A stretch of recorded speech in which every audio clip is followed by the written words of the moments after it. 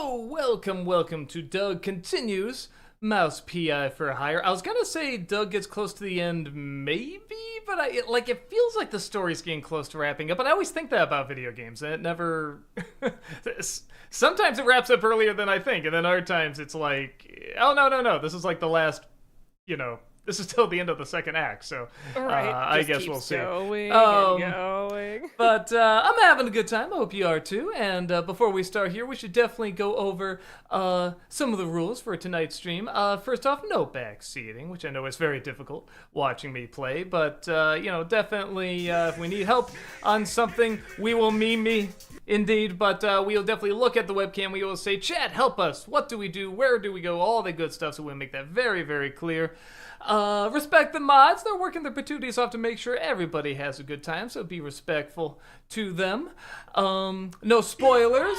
Are we a magazine? You can give subs, though. That's right, Ice. Thank you so much. But no spoilers, whether it be for this or any new movies have come out, like The Odyssey, or any shows or anything like that. Please don't spoil anything that's just come out. Let's see. We do get priority to bit messages and super chats because that's some real world money being spent. But do keep in mind we get behind on reading messages anywhere from like a couple minutes to even like an hour behind. So please don't spam or repeat your message over and over again in chat. So go away, get timed out, or even banned, and nobody wants that. We do want these messages short and to the point because sometimes some people can just put some novellas in there and, we can just lose track of what, the message was, so please keep them short. But if you gotta split them up, if you're like, no, I got too much to say, please no more than 3-part messages. Do not go past 3. No swearing to me, very important. I think we got it. I think you got all the important ones, yeah. I think we got it. Yeah. Let's hop on in. I can find it. There we go. To cheese puns galore. There we go. Every single time I push the button there, it always tries to take me back. That is such a to-do list. Look at all that. Yeah, but some of those are just side quests. I know, but that's the thing. Like, so many people I know give me side quests, which makes me wonder if I really am getting close to the end. If they're just like, oh, well, since you're getting close to the end, why don't you do this and that and this, Build up whatever you need to build up. Also, the weapons are pretty close to being maxed out, too. So that's another thing that makes me think I'm getting pretty close to the end. Oh, I saw with the newspaper, I'm like, ooh, I was gonna say something different. It's like, nope, she put it away. You got anything? No. I guess I can, I think I maxed out the weapons and everything. I guess I can go down there and check, see what I got. Yeah, I think you may have used all your stuff, but hey, probably doesn't hurt to check. Yeah, let me double check. Is that 5 in the corner? Oh yeah. Yeah, okay, so that's nice. So one of these I can probably get. Yeah, where's the dip gun? Oh, I did get the dip gun. Okay. Maybe the machine gun. Let me see. You do love the James gun. Yeah, they really thought I was going to use the shotgun more. I really don't. Definitely get that. What do I got? 2? Yeah, there's nothing to get for 2 right now, so looks good to me. Sweet. Oh, I love that, the little treadmill in there. Very cool. Very cool. Indeed. So it looks like your main objective is to show the ticket to Stilton. Where is Stilton? I think he should be here, right, chat? Let's see.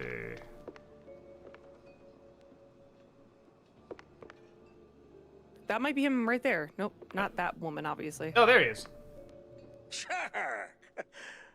Oh, I know that face. You're onto something, aren't you? Maybe. I got a lead. A promising one, just doesn't have legs yet.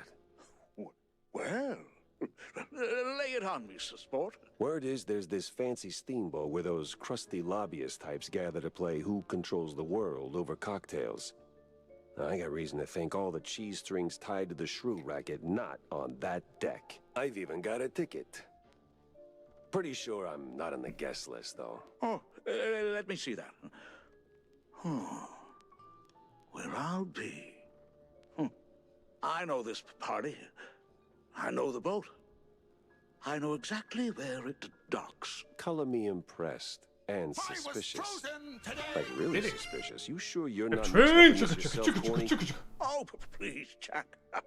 I'm running for mayor, remember? I get invited to all kinds of hoity-toity nonsense. I don't even RSVP to half of them. I usually send a stand-in. Gotta keep my ear to the ground. But I'm not about to step in a pile of trouble for fun. You know, don't piss where you eat. I'd never. Makes the cheese taste funny. Anyway, whoever you swipe this from. You know, we should just, like, do a go into the details. timer of how long it takes for a cheese pun in these. But you could go as my representative. 2 rats, 1 stone. What do you say? Words. This guy usually. does feel so suspicious. He does, but he's brought it up too many times, so I think he's like, you know, the red herring, to make you think it's him, but it's not gonna be, because he's brought it up a few to me. That's my guess. I mean, it could just be very, what you see is what you get. So, we will see. We got the ticket. I guess I'm going to the car. It's interesting. So, you know, I was just... Let's see. Yeah, so... Because I saw something before that said there was an update to the game. I think this is the first time I've seen people... Maybe not, but I've seen people, like, at different dimensions walking. So, you know, like, the back, side... Oh, yeah. You know, well, stuff's in the way. But, you know, 3/4 and stuff like that. I think people were saying last week that actually some of these side quests were added as a part of the update as well. Oh, interesting. Okay. I mean, I could be wrong, too. Maybe the characters were... Some of them were always moving like that. But I remember always walking by, like, where's... I don't know, it's fine. Yeah, like this person, you know, you always see the front of them like that, you know, kind of thing. Where that person I was actually seeing, like... No, but I can't remember the guy moving to the side like that. I don't know. Maybe not. Maybe. I don't know. Disney Nerd, thank you for the $5 super chat. Hey, Doug and Heather, I would like to sincerely apologize for my country blowing all of its smoke in your direction. Please forgive us. Oh, it's okay. Heather just went on a camping trip. Right, that's all. I was just in nature. But that's very Canadian to apologize for something that's not your fault at all. So, very, very kind of you. All right, so there's 2 places I could go. Looks like there's 3. Well, oh. Yeah, you're right. Alright, so I saw, yeah, the one up there, and then the, yeah, what's the, oh, wasn't I? Yeah, I was there before. Maybe they're showing you some of the side quest locations? I really Yeah, maybe, but the big thing with the ticket and everything was the boat, right? Yeah. Do I recall? Yeah, let's just do that. Okay. And it's only okay. You didn't start the fire, did you? You're Canadian. You would admit if you did. I'm really sorry, guys. No, very kind of you to say, but not needed. Very, very kind though. Movie Mike, thank you for the 300 bits. In honor of Sam Neill, what is your favorite Alan Grant moment in Jurassic Park? Good question. So many great ones. You know, the one I like most is you have...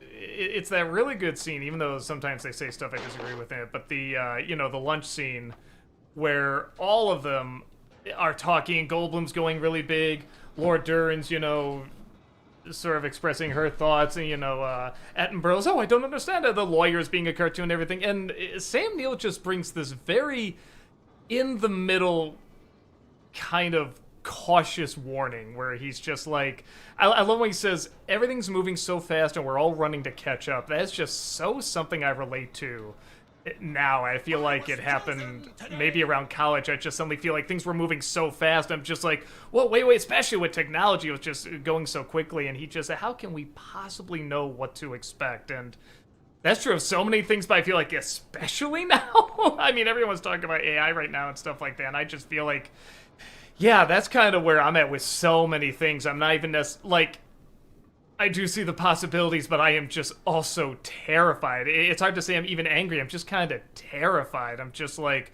what can we expect from this? And the way he just said that, he said so calm, but you could sense that dread behind it too. Like, wow, this is amazing. I'm terrified. I thought he got all that across in that that little bit they did there.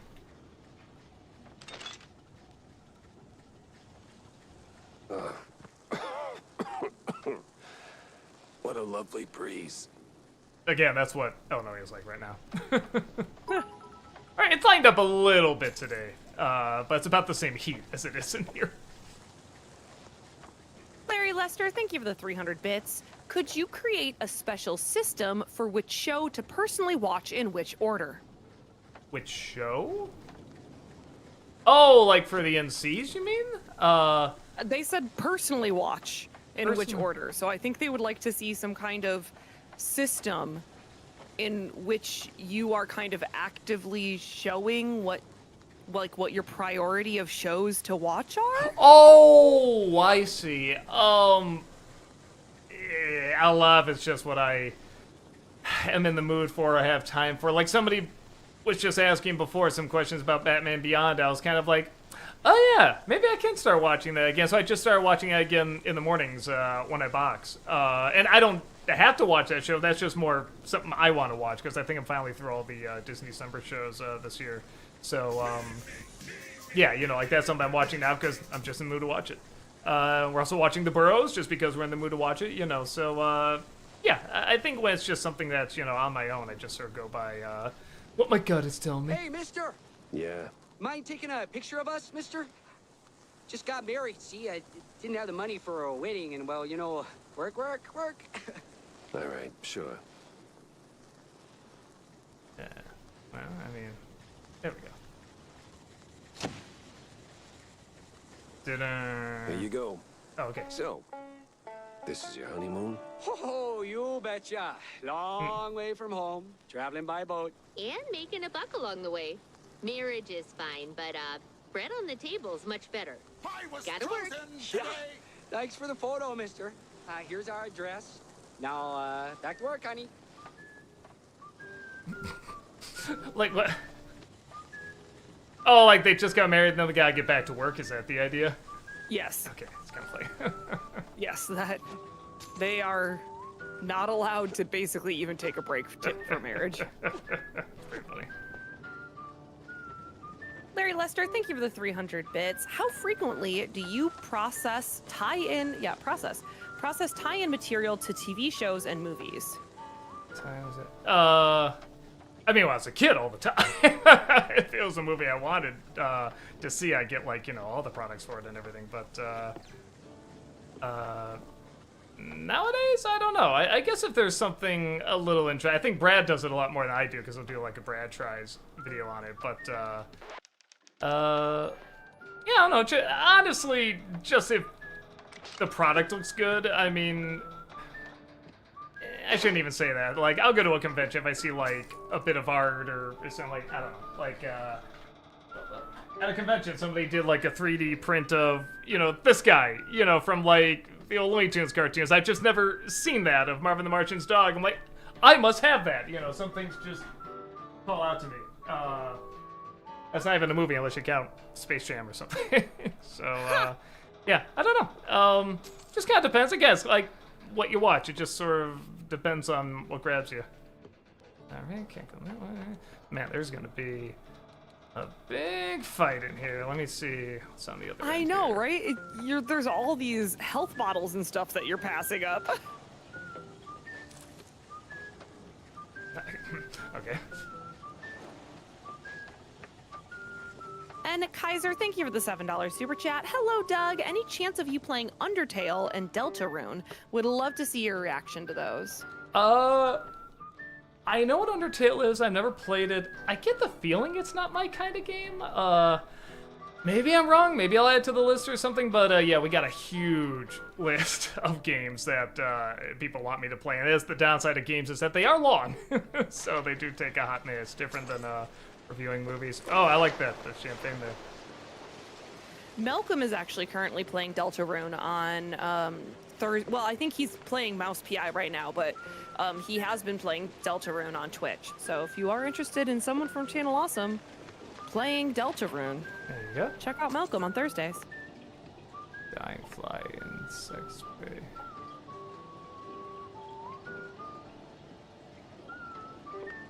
Oh, that is.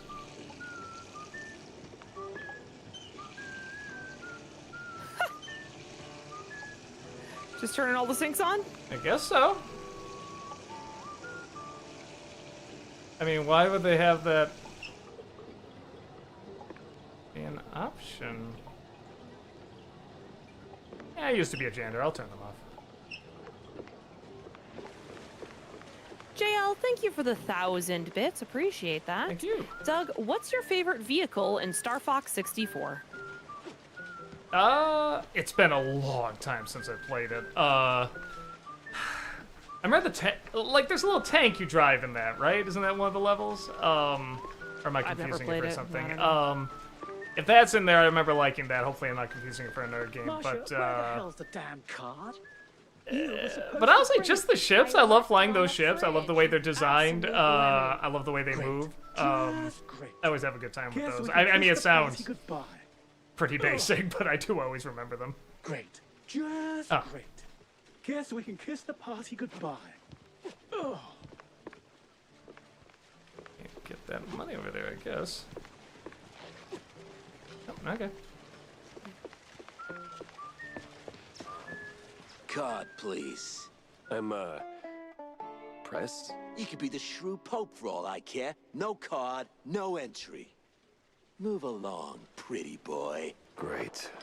Guess I gotta track down that pass.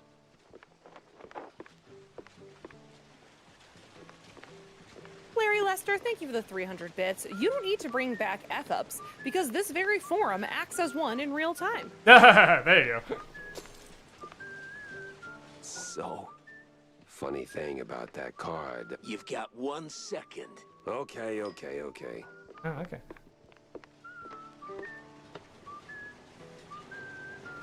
Can I do anything with the... Okay, just seeing if I can do anything with the champagne. I love people just... Well, I was gonna say, it's funny how people just leave money on the table and then realizing, oh, that was probably a tip for these people. Oh, I feel awful. Oh, well.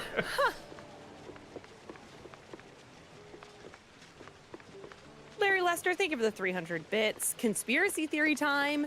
Disney bought Blip specifically to shut it down. Did you hear? The party's happening at the cigar lounge.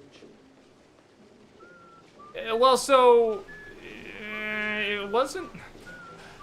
That'd be a big game, because that would mean Disney would have to buy Maker. Maker would have to buy Blip to shut it down. I don't know. I have seen no evidence of that, but I'm not gonna pretend I'm a guy that knows a lot about, like, the different layers of, like, business and business strategy and stuff like that, so I don't know.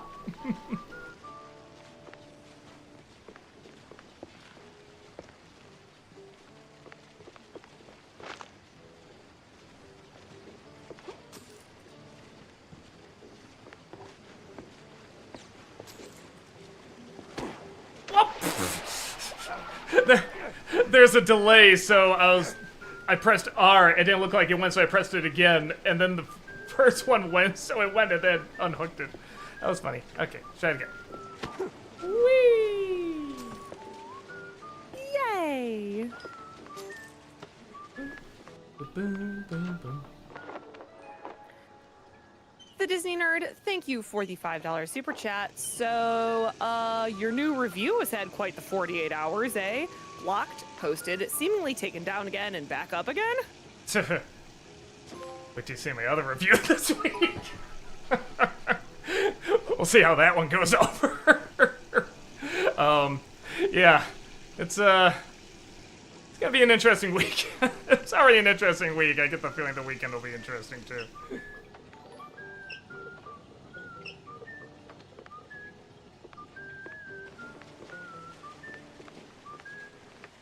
Yeah, I guess I should say if you...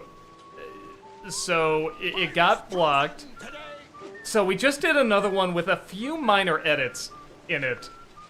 Just to see if we can get something up. Because again, there's a sponsorship in there. They're paying us good money for this and everything. And for Paramount to probably not even look at this video and say, oh, bad, bad, punish, punish. And then, you know, just for something you know they're going to let go anyway. You know, they're not going to take to court. And they're gonna lie and say that somebody looked it over and nobody ever did and everything. You know, I mean, why should, like, these people paying good money to get their stuff out there seen, why should they suffer because the studio isn't doing their job and not actually watching these videos and trying to punish people for it? So I guess what I was getting to is that we have another one up that was the original, which was the longer one. I mean, it's very minor edits that were put in there, just minor edits from the movie. But if you can give that a watch, because, again, it had to be taken down, put up, taken down, put up. It's just slaughtering it in the algorithm. So, I mean, if you can give it a watch, great. You know, if not, this is sadly just part of the business. Sometimes this happens to videos. It's not fair, but that's part of entertainment.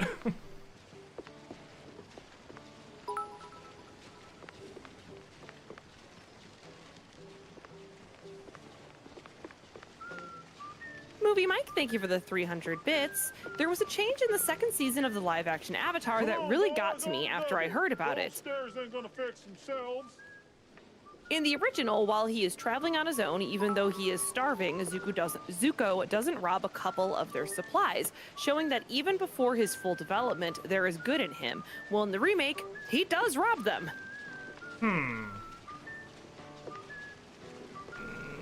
You know, I guess I'd have to see how they do it. You could, I guess, you could make an argument that they marvel we got here. want to blur the lines, maybe, and they do want to make him a little bit more, like, questionable and stuff like that. Just from hearing it, again, I haven't seen it, but from hearing it, I like the original where he doesn't take from them, for the reasons you just said. Yeah, but I gotta see it. I gotta see what they had in mind. If I ever check it out, because honestly, I didn't get into the first season that much. But I'm curious how Toph does and Azula, because those are two pretty fun characters. I'd be curious to see how they handle that in live action. Movie lover, yes, Malcolm's Pooh voice was incredible. Malcolm did a very good Winnie the Pooh impression. Yeah, the majority of I thought majority of comments were going to be talking about how terrible my Forrest Gump was.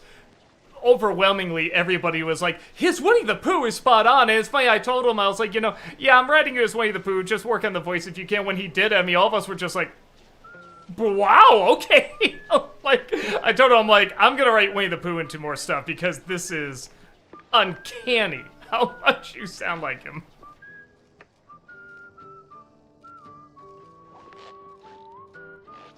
Uh-oh. Oh, it was crouching down under the box. Strange. There we go. See, I swear sometimes I've been trying to use it. It hasn't been going. Maybe it just wasn't letting me in the party atmosphere. Could be. Maybe. And yes, headshot. That review explains why Doug's beard was gone. Yes. But it's not as funny as Norm of the North. Yes. Yeah, it was one of those where sort of a last-minute decision. I just kept looking in the mirror. I'm like, man, I don't look like Forrest Gump. I'm like, maybe shaving the beard will help, and it just made it look even worse. Somehow I looked less like him. That's okay. I sounded even less like him. That's the important part. Movie lover, thank you for the 17-month subscription. Welcome back. Appreciate that over on Twitch. So I saw that you reviewed my favorite film of all time this week, and I just want to say from the very bottom of my heart, thank you for not tearing it to shreds. But in all seriousness, I do appreciate that you took the time to see what does work about Forrest Gump, and that it does still work even if not everything about it is perfect. So thank you for that as well as for what you do. Thank you so much. Again, you'll probably take all of it back when you see my review for The Odyssey. I'm just building up the blowback before it hits, because I know it's gonna hit.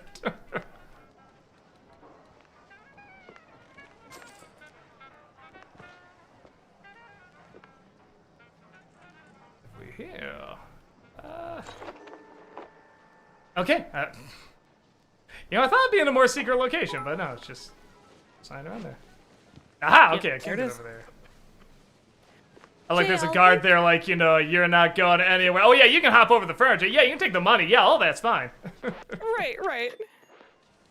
I love how it's like, you can't kick boxes in front of people, but you can rob them blind. Yeah, you can. That's fine. You can jump over furniture to do it.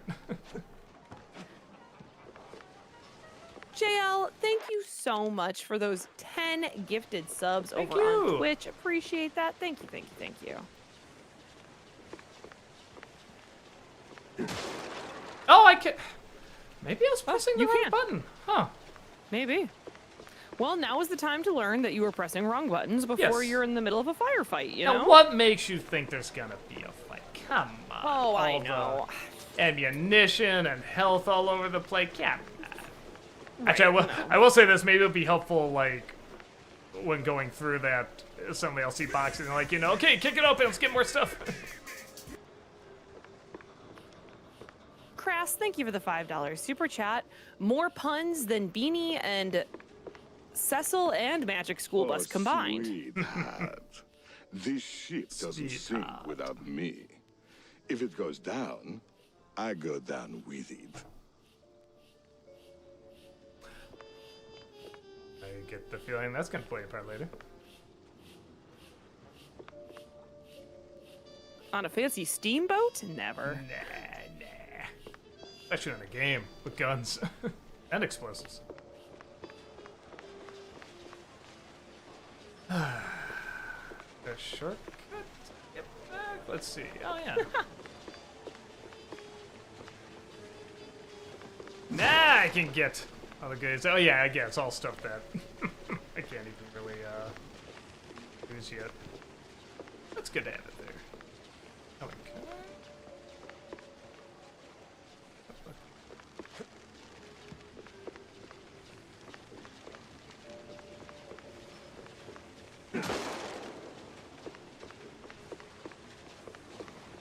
Oh, I didn't talk to this guy. Hey, psst. What's up? You press? Spot on. Good. Listen, I'm undercover.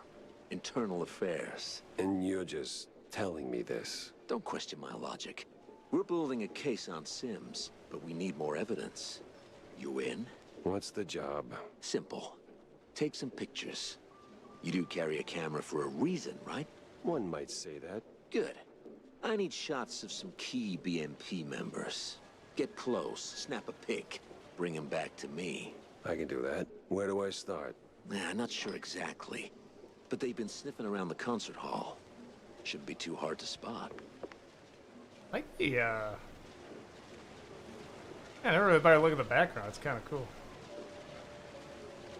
Something about, like, 3D backgrounds moving in black and white, especially, like, fog and everything, just the layering to it. I don't know why in black and white they look a little cooler. Not neat. Jamie, thank you for the $5 super chat. The media company IGN gave Mouse a 6 out of 10 because of too many cheese puns, too many enemies to kill, and not being realistic. It's talking mice! Honestly, I thought, from what I heard about it, I thought the rating would be lower. Because even I heard about, like, oh, IGN, can you believe what they say? Can you believe blah, blah? I thought it was going to be like a 1 out of 10 or something like that. Like, oh, 6 out of 10. I mean, okay, that's not great, but I thought it'd be a lot lower. I know the door's back there. I'm just seeing if there's any other things open up here. Yeah, might as well, now that you know how to kick. Yeah. Yeah, can't believe I totally forgot that. kick this guy? Nope, I cannot. Okay. It was worth a try. Yeah. Always worth a kick in the pants. You don't remember me, do you? No. Card, please. Yeah, okay. Here. What? Oh. But okay. I was gonna say, like, you know, wait a minute, but I got the card. Oh, yes, okay. Did, in fact, give it to him.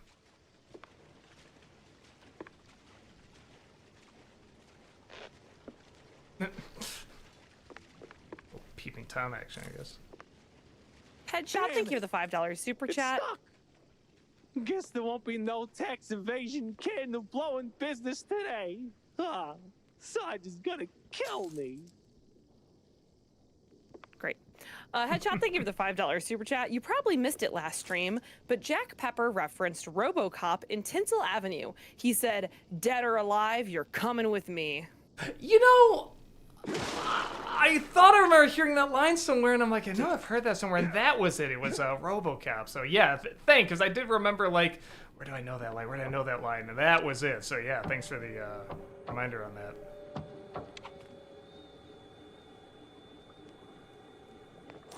JL, thank you for the 1,000 bits. Doug, did you at least like the music in Supergirl? Remember being alright. I remember there's some sort of big thing about, like, a song used at the end during the climax, and, like, I barely even remember it. I'll say this, too, though. A lot of songs that are used in movies that have, like, you know, jukebox soundtracks, I'm not one of those people that really listens to the lyrics that much in songs.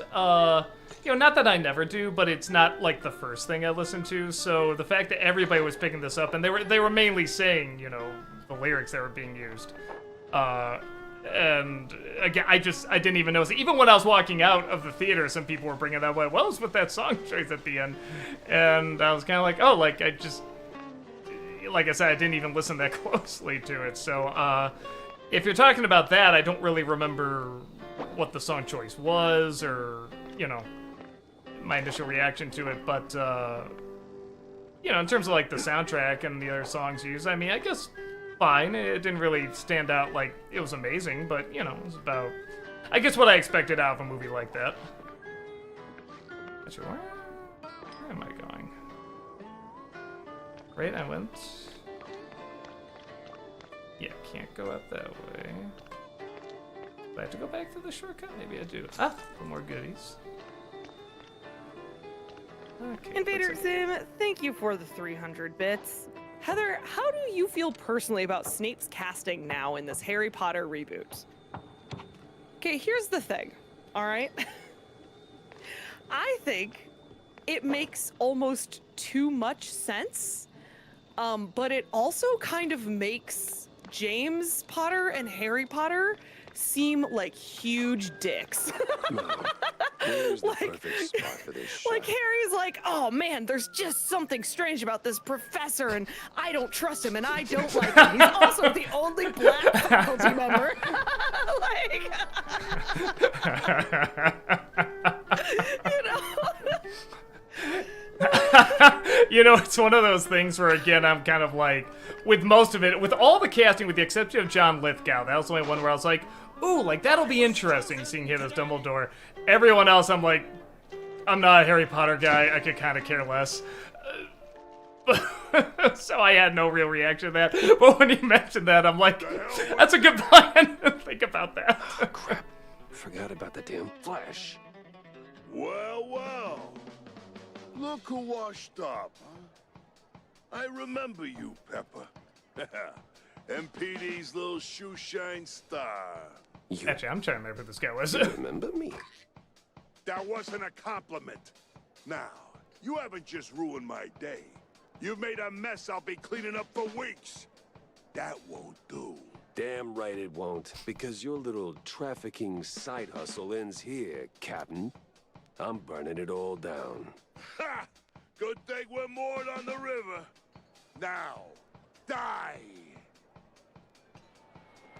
I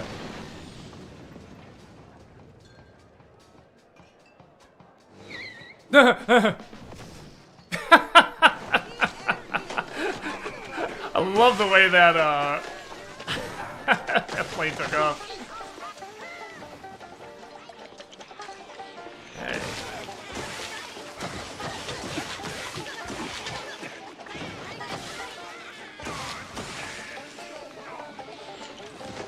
Who else?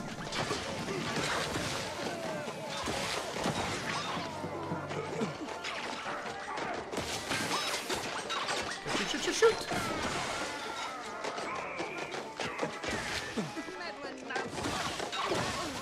Meddling mouse, I like that. I'm sure they said that before, but it sounded good.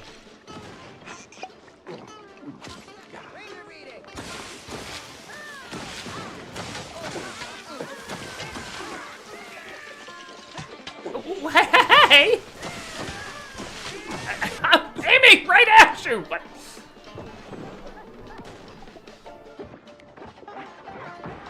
Oh, where'd that guy come from? He just...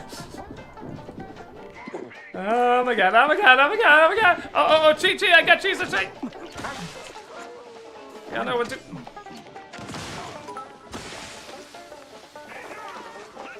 This is the chaos I thought it would be. Yep.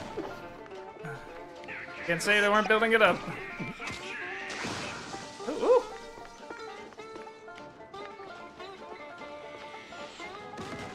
Oh, jeez, okay. Thank you.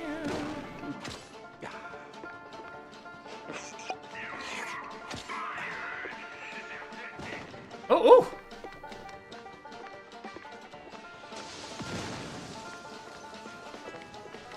Up. Oh, that's what those are. Okay. I thought that was like a carpet.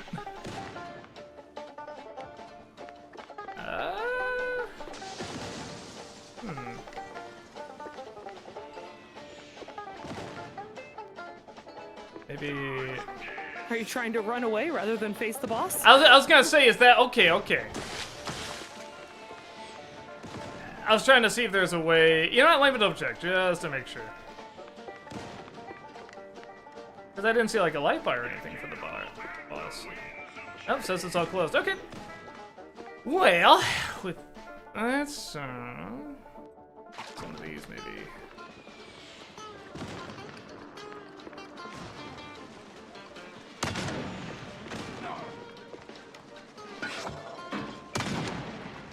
Ah!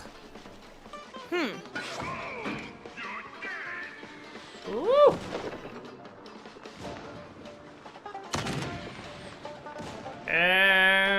Sure I specified him? I mean, it says to catch a mocking mouse, defeat Captain Sims. I mean, I don't know. There we go. Okay. There we go. Look at you, Captain High. I'm trying to. Yeah, hold on. Maybe there's still guys around here. Yeah, there are. Okay. That makes more sense.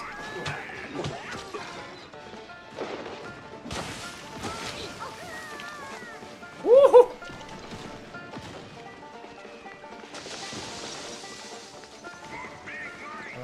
What else? Trolu, thank you for the $2 super chat. Favorite game console of all time?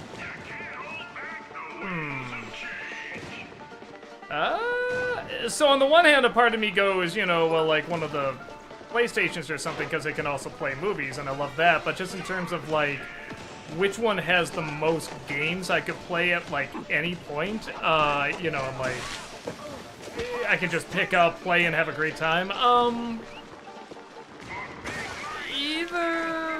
Let's see.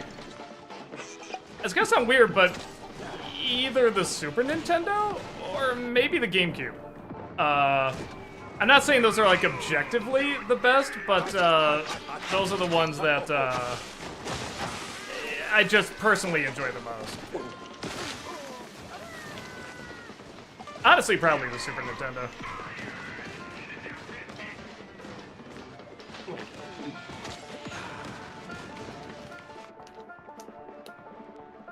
Yeah, up.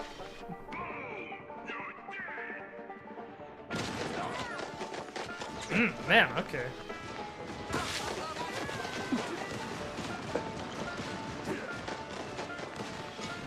Here's some... there he is.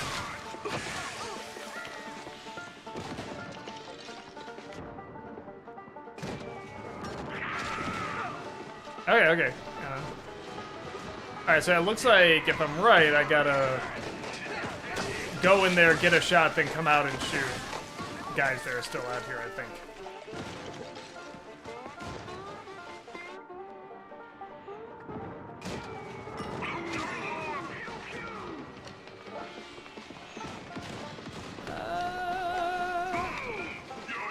I idolize Oh. you. I saw you throw muggers into a cell with one hand.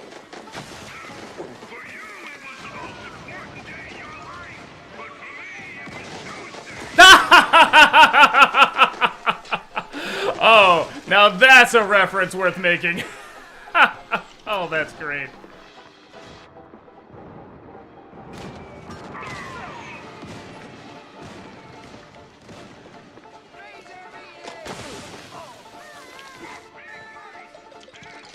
Ironically, today is Tuesday.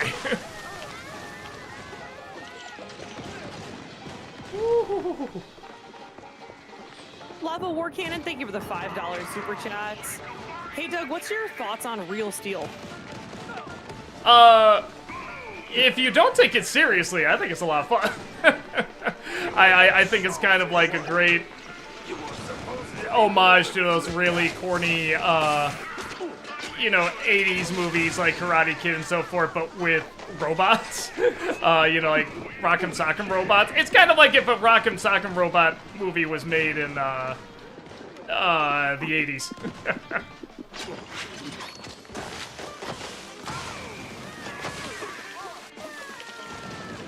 Another one over here, there is.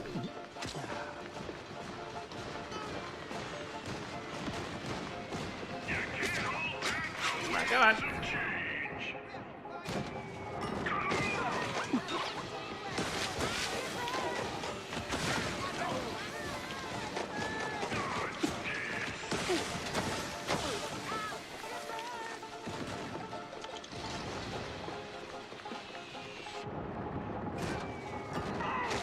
Oh, shoot.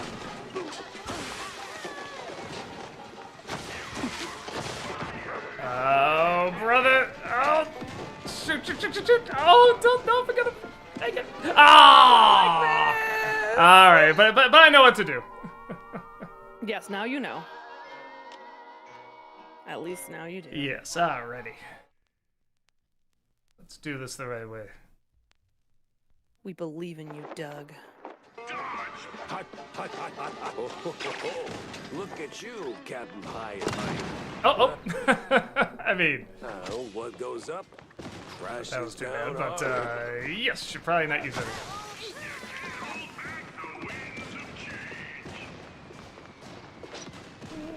Okay.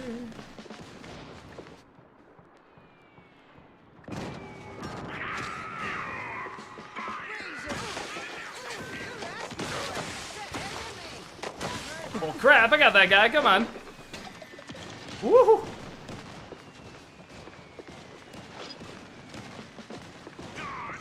Anyone else? Nope.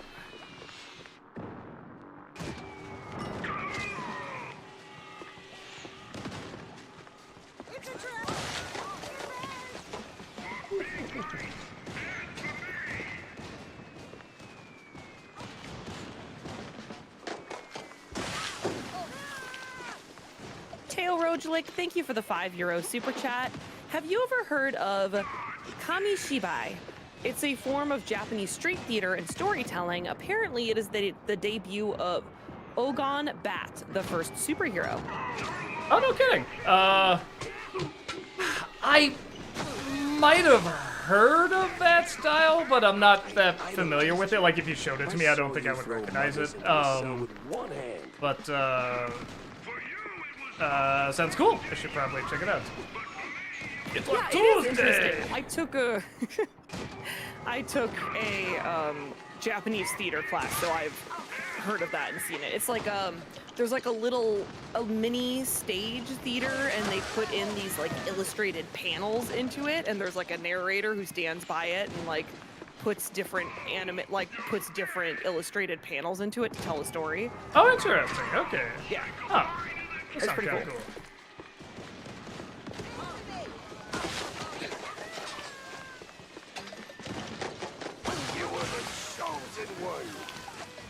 supposed to be one of the good guys.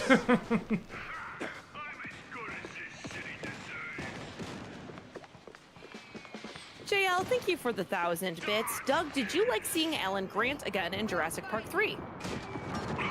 I mean, he was one of the things I liked the most about it, you know. Obviously, I love Sam Neill. I like following him more than, you know, Ian Malcolm. Yeah, I mean, he's one of the things, as silly as that movie got, he was a lot of fun to watch. Oh, come back! Ah!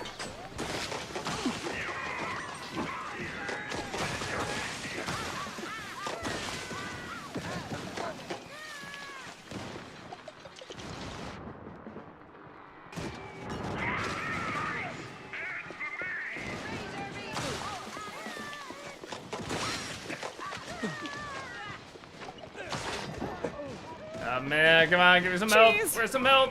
Oh, yes, yes! Sorry, I do have the cheese. Or do I? Maybe I don't. You may not have cheese. No, I ate it earlier, dang. I thought there was more health, though. Somewhere, wasn't there? Oh, come on, I know there was one somewhere. I thought there wasn't one around here. Oh. There's one. Not that it did much. Oh, and they just came out again.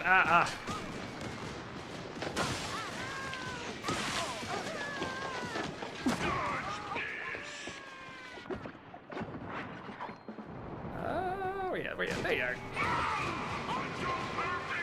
Woo! Yeah, oh, I did, okay. That one's for your mother. That's for the shrews, ass face.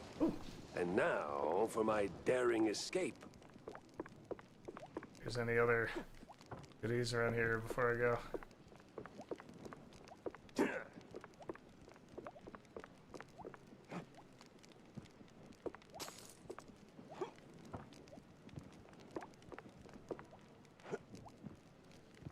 The Disney Nerd, thank you for the $5 super chat. Which of these are you the most done with?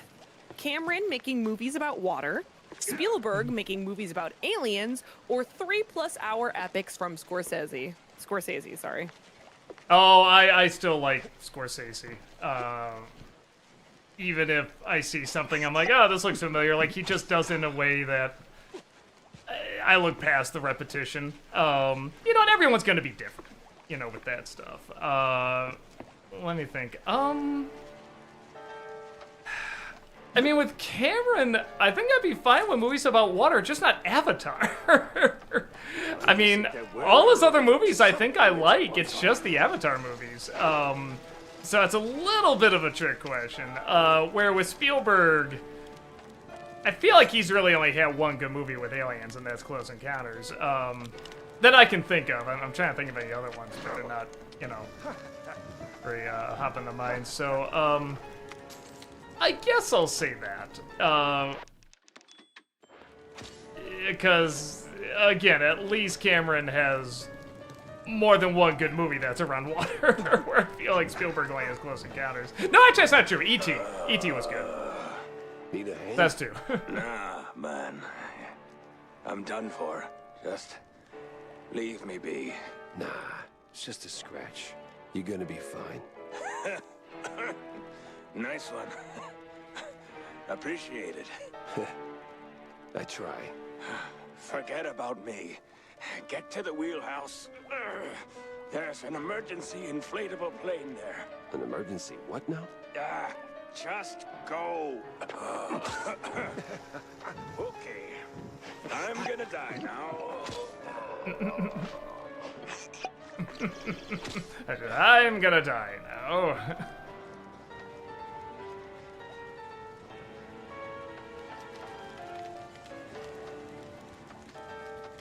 Assuming there's nothing over here, but nope, that is definitely nothing over there. Just fire. Fires must be your favorite level, Heather. I do love fire. I was in charge of making the fire every when you went camping. That's hilarious. Yep.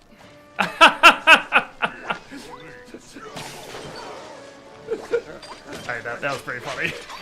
Was that the captain too? Hopping over with her. Oh, that was I really missed funny. that. Yeah, the girlfriend or whoever that was holding the captain. That was like twice her size, and they jump off.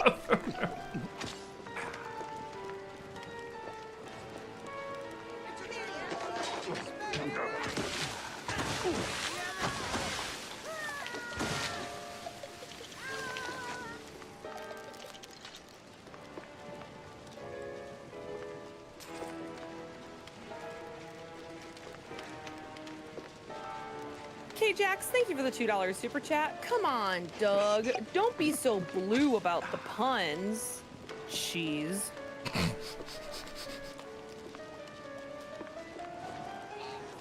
I did like the added cheese at the end they wrote. Well, I was gonna say, like, you know, about the puns, don't be so blue. Jeez.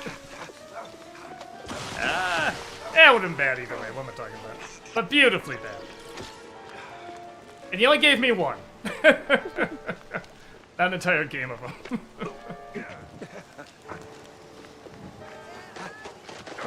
Shoot.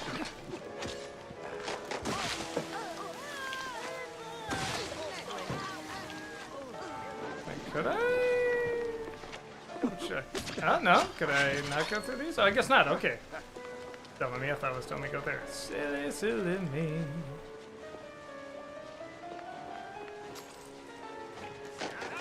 Oh, jeez.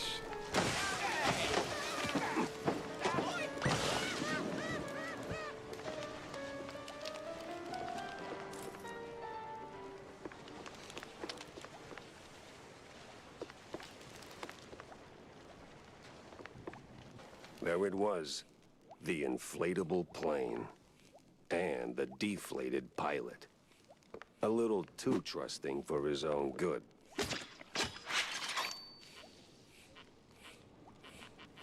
Inflatable planes. I mean, oh, there we go.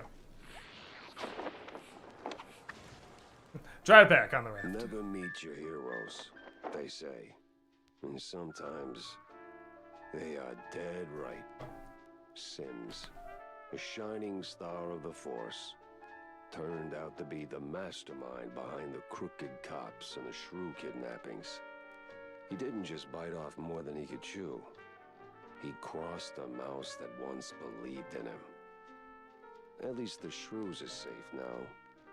As for my problems, well, nothing a glass or two of John's best fondue can't smooth over. It ends there.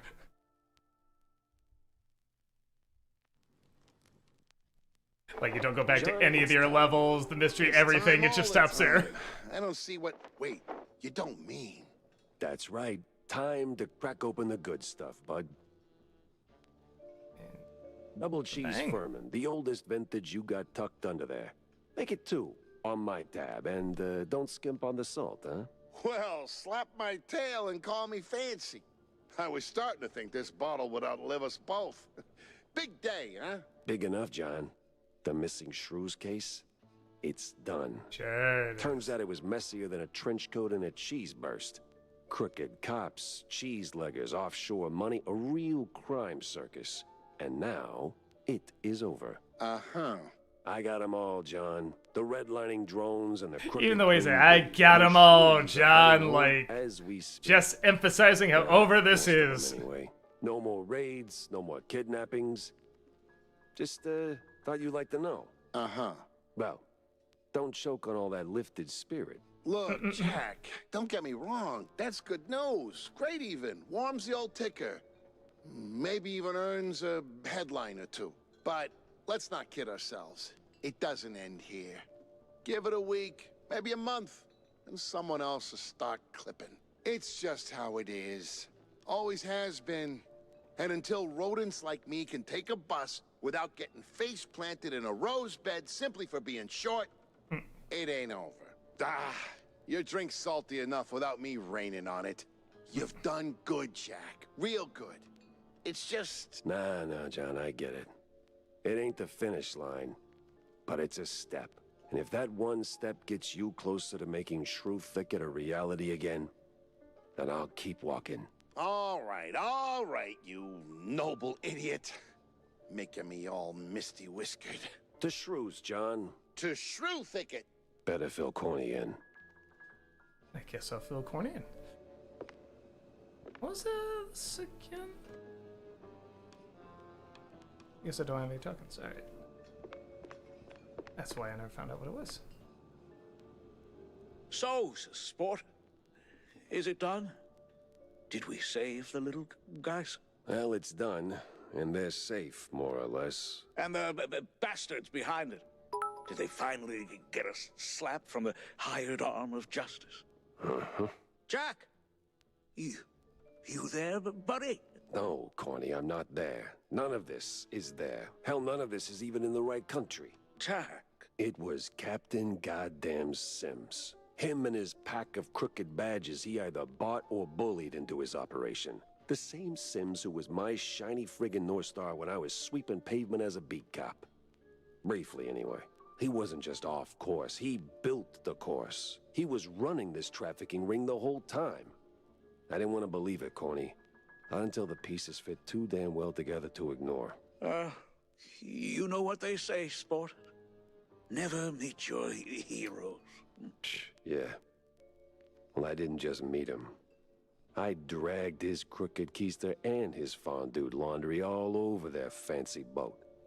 A few others got caught in the net before the rest scattered like stale cheese crumbs. But the shrews... Say cheese again! I dare you! I dare you, mother! Shouldn't that count for something? Yeah, sure. For how long? How long before someone else comes along, thinking they can make an easy buck off the little guy? Before they write shrews out of their brave new world plans. Maybe you'd get it. I don't get what this is all being symbolic of. I don't know. If only it could be a little bit more obvious to it. They could spell it out a little bit more. I would. Right. If everything could be more on the Corny, nose. Your heart's in the right place, but sometimes I think you miss what's right under your snout. From up there in your high perch, you don't see the grind, the cracks. Life's messy down here. It's real, and it pities nobody. You know why I came to you with this in the first place? 'Cause I'm dirt cheap and too stubborn to quit? No. Because between the two of us, you're the one who gets it. Boots on the ground, eyes wide open. You understand this world in ways I never will. And I trust you to do what's right.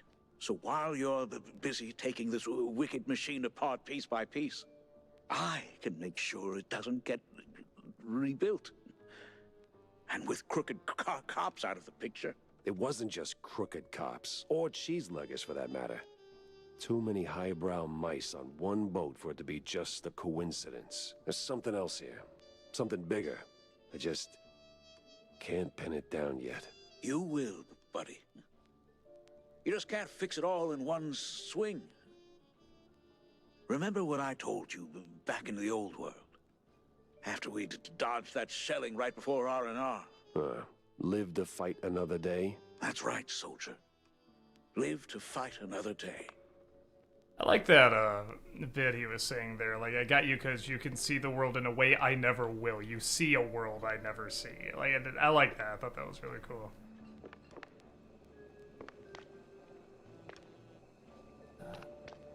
Guess I can up my ammo and everything. Movie Mike, thank you for the 300 bits. An intro for a proposed Duckman revival has been released. Klasky Chupo, right? I never know how to say it. I never know how to say it either. Co-founder Garber Chupo said she hopes CBS will pick it up. That'd be awesome. Oh my god, they can get Jason Alexander back. They can continue that bonkers to be continued. Yeah, no, oh my god, I would love that. Just check that. Oh, there. And I think, yeah, the rest is just stuff I don't really need. Cool. Alrighty. Not she has much. What about the Porta, wherever she's at? With the direction? I think so. Nidus Artorius, thank you for that Prime subscription for 32 months over on Twitch. Welcome back. Appreciate it. Thank you. JL, thank you for the 1,000 bits. Doug, how did you come up with the Alan joke from Jurassic Park 3? Oh, it was just so funny the way they had it where they're trying to make it look scary, but it was just so silly. You know, and I think even before I did, I think Honest Trailers referenced it a lot whenever they want to point to like just the silliest thing in any of the Jurassic Park movies. They usually point to that.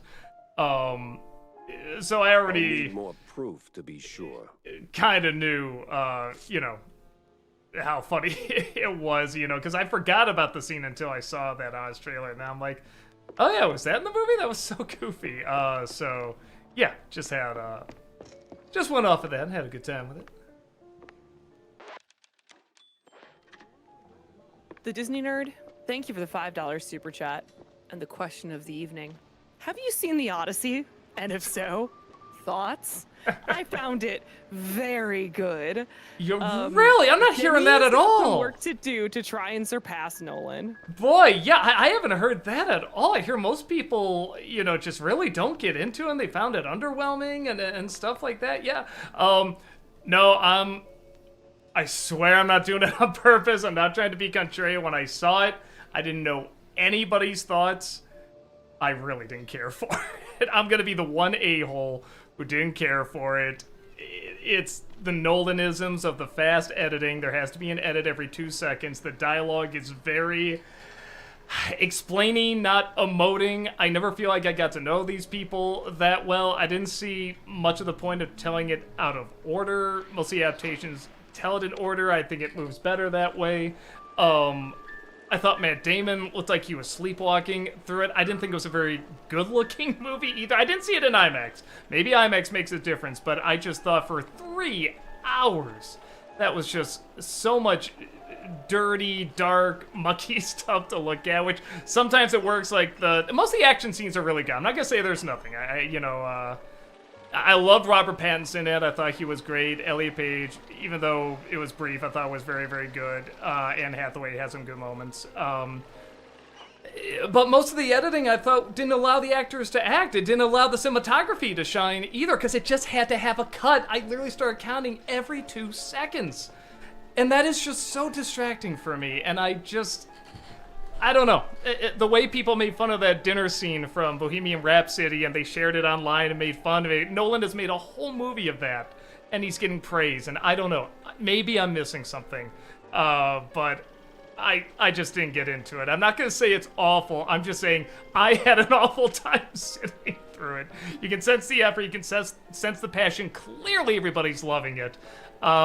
I'm just on a different planet with it for some reason, and I'm definitely not going to be one of those where I'm like, what's wrong with everybody? Oh, you idiot, you're not the intellect I am. I'm not doing that. It just did not win me over, and I'm so sorry. I just couldn't get into it. So I'll have the review going up tomorrow. I already did a crossover with Brad, and the comments are like, you son of a bitch, and stuff like that. I'm like, yeah, no, I know this is coming. You just gotta, soak it up and take it. But that's why I always say at the end, too, what did you think? What was your experience with it? Because I talk about my experience, and I like hearing, especially for something like this where it's being beloved by critics and audiences, I love to hear what it is I'm missing, because I'm clearly missing something that everybody else is seeing, and it's really hitting them on a personal level. So, no, I like to hear the different thoughts from people and stuff like that. So, we will see. Oh, man, they just came right at me!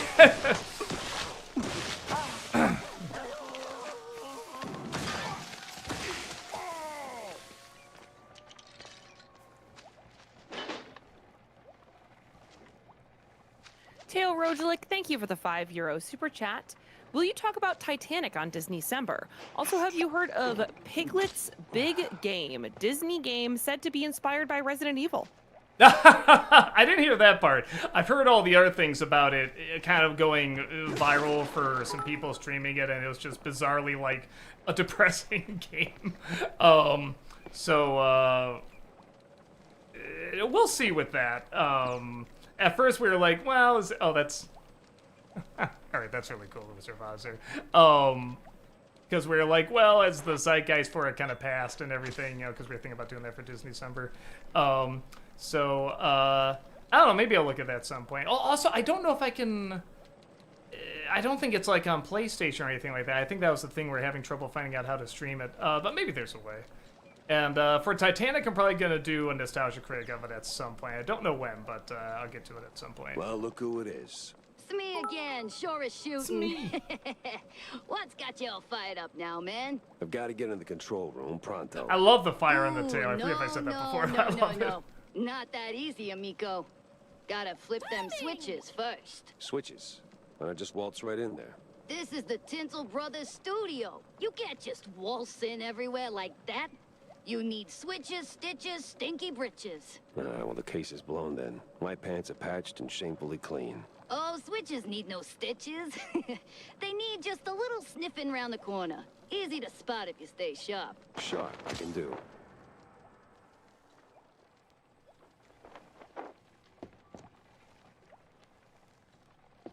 Parker, thank you for becoming a member over on YouTube. Welcome, appreciate that. Thank you. Droid Dreamer, thank you for the $5 super chat. Love that you reviewed Forrest Gump.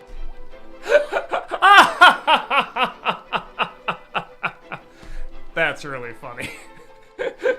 Yeah, because I saw the tornado there, and I'm like, oh, this is... Reggie? That's really clever. Pepper's here. Pepper. And he's still in black and white, too. That's great. That stings in the air. Jack Pepper, you imbecile. You know... Guards now. Let me go... Oh, maybe not. Hold on, let me see. Oh, I can't go back in. I want to see... Nah, it looks like that was still black and white, but the rest of it is brown and white. And I always, like... I always thought that was kind of a funny touch in that movie, that they didn't make it black and white, they made it brown and white. So I thought, oh, that would have been a nice touch if they did that. And they kind of did. They did the outside of the house with that. That was very cool. That's very funny. And a lot of the products, like, you know, the barrels and stuff like that, they're still black and white.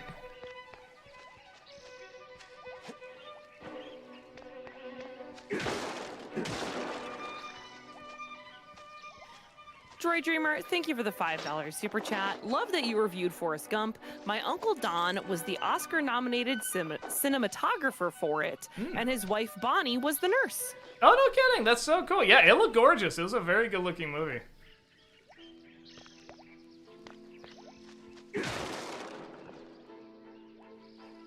Headshot, thank you for the $5 super chat. Life's like a box of cheese. Every drop of ink on them is from every mouse's head you blew off in pursuit of the truth. As the saying goes.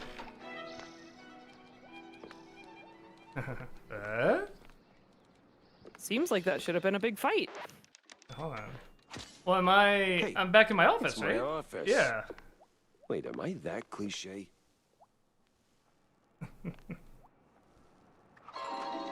An issue of Mouseburg Herald featuring a 4-page piece about the winds of change in the movie industry. The report outlines the requirements for a good movie that tackles various social issues, tells people what to think and how to act, and eventually moves the whole rodent civilization towards a brighter future. A small handwritten appendix states that Tinsel Brothers still... Super chat! Here, hold on. I have to wait for that to go away. Still does not pay extras and forces directors to shoot not 17 but 19 movies per day. Times they are a-changing, right? It's funny. Let's see. Any other good stuff here? There's that.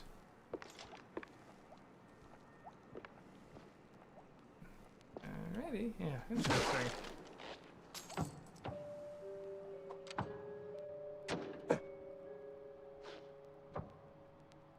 Nothing else around there? No. Hope I'm not one of them men from up the stairs.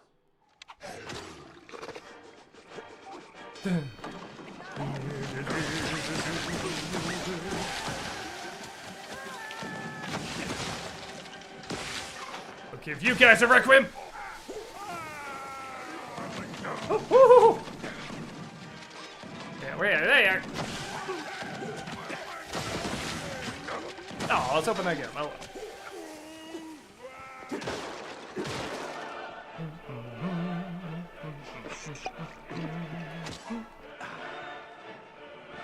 I like the, are these, oh no, they're rocks, okay. Let's see.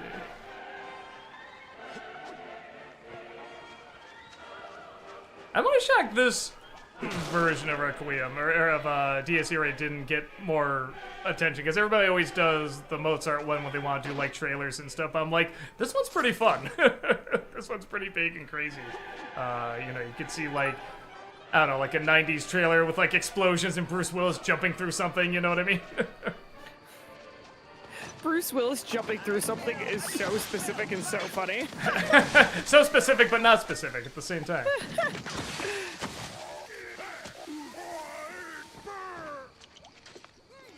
Joel Brown, thank you for the 300 bits. Which show about an anti-hero did you prefer? The Sopranos or Breaking Bad? Breaking Brad. Breaking Brad. I mean, he does kind of look like Brad a little bit. Where'd you go? I hear you. There you go.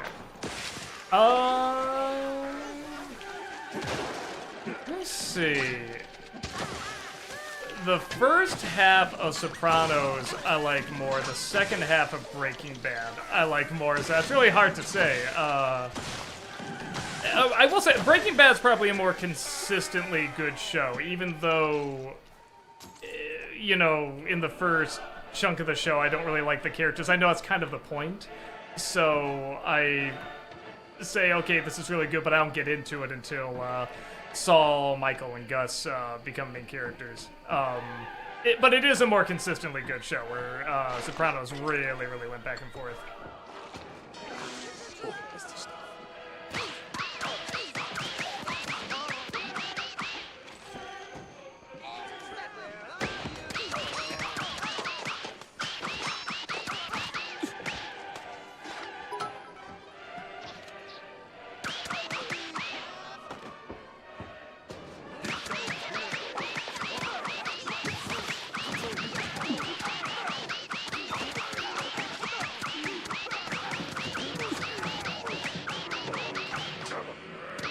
I was gonna say, am I out of fingers? What? There we go. Even have to use my health. Look at that. Thank you, Amma.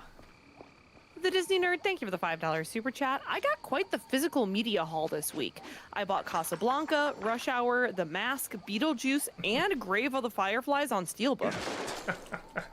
Everybody always gets that collection together. No. I mean, get it while you can, man. Who knows how much longer it's gonna be around. Yeah, no, a lot of those are very good movies.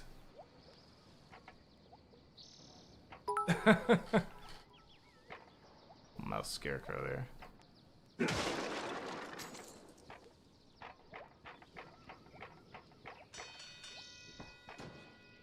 Get over here! Get it off! Honestly, this looks so good. I kind of wish they did more of this throughout the game, sort of mixing black and white with color. Yeah, it just mixes really well. Just sort of that brown haze over it too, that sepia tone. Yeah, it's really cool.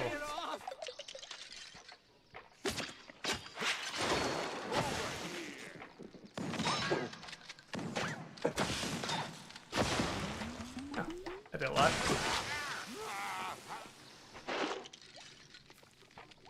Joel Brown, thank you for the 300 bits. Sam Neill was one of the nicest celebrities I had the privilege of meeting. I would usually see him at my local coffee shop, and he would always take a moment to go around and have a chat with everyone. Oh, that's really nice. Yeah, no, That's all these. really sweet. I mean, I never doubted he was, you know, a cool guy, but, you know, I mean, I guess as you do, a lot of nice stories have been coming out about after he passed, but I mean, just more so than usual, you know what I mean? Like, just a lot of people were really saying, like, yeah, he was just, like, so freaking sweet and cool and really talented and everything. So, yeah, no, that was definitely, that was definitely bummer news to hear. What is this? Courthouse? The accused. That's just like will Alice in take the Wonderland. stand now.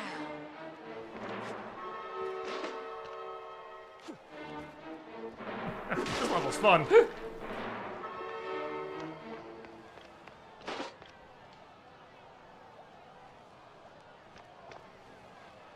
Oh, that's where I was before, okay. Give me 1 second, see if there's any other kids around here.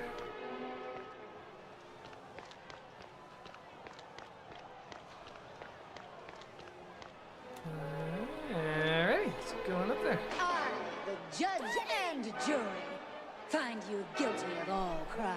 Betrayed the law! For stealing shoot. the innocence of an art, we sentence you to die.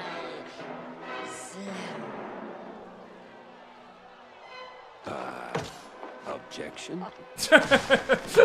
I hope I think objection.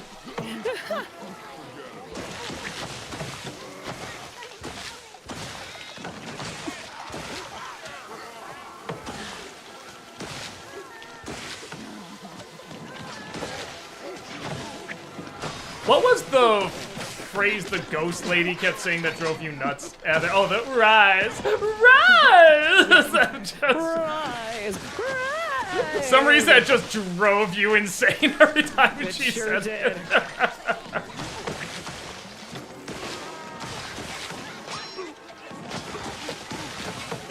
I'm gonna make an ASMR recording for you to fall asleep to that. Just put on rise, rise, rise, rise. Thank you.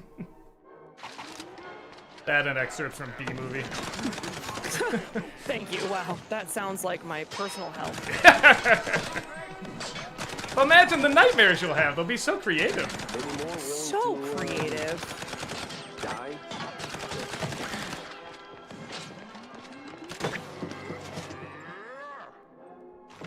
Alright, let's make Big Boom Boom.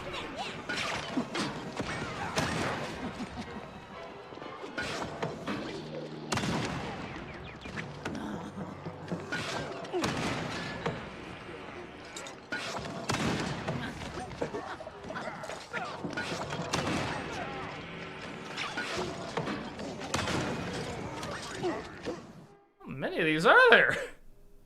Never ending. No.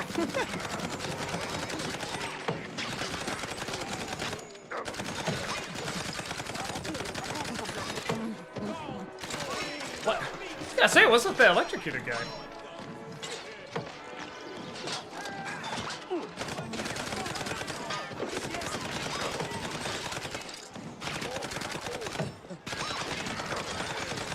Are they coming back to life? I think they are. Oh, up, no.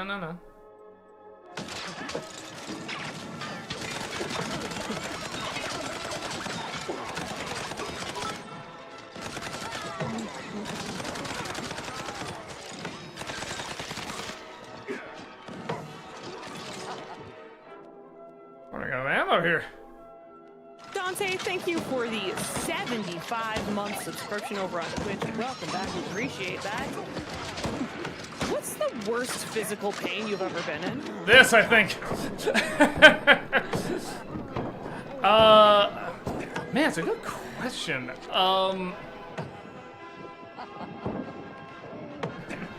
That's right.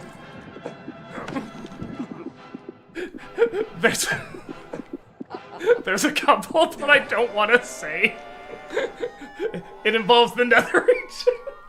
I don't want to say. Dante! Yeah, no, I mean, nobody like cut off anything or anything like that. But it's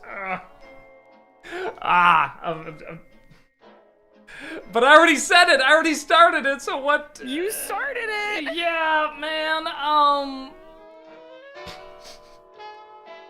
I'm trying to think how to phrase it.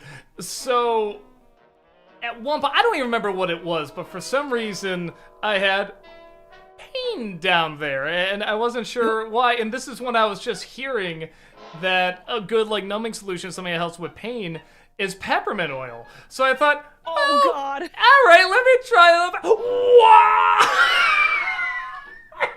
I just fell to the ground, and my hands are covered it. So you know when something hurts, you cover it because it hurt. Well, I couldn't do that because it felt even worse, and I'm just like And it was one of those things where I couldn't scream because I was still living with my folks, and I didn't want to explain what was going on, so I just fell to the ground in the bathroom with the door locked, just going.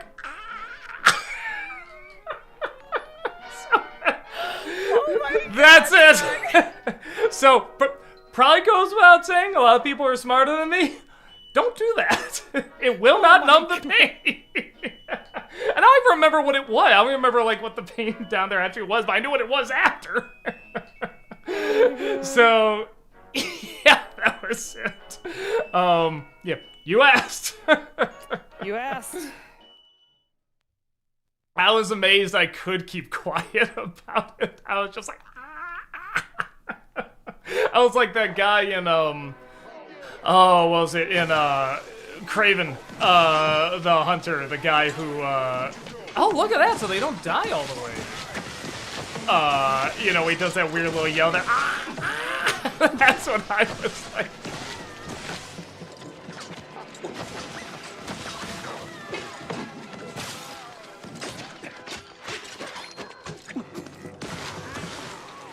Yeah, what are they shooting? Walking Dead? I have to shoot them again when they go down?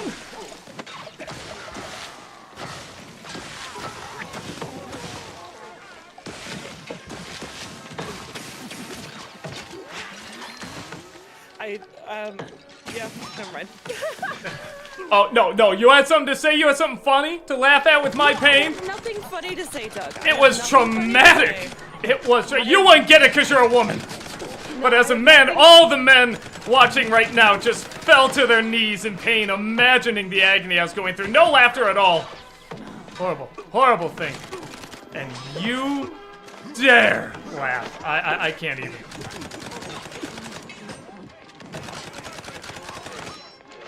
That's not what I was gonna say, so. Fine, whatever, believe what you want. Sure. So now I gotta know, what were you gonna say? I was just about to say something. You know what? Never mind. No, you know what? I said my thing. No, I was gonna comment on the game. Oh, okay. That, chat and I don't want to say we're losing our minds, but I think you're missing a very important piece to the puzzle of this room right now. Yeah, I know that. Yeah, I know that. That's not it.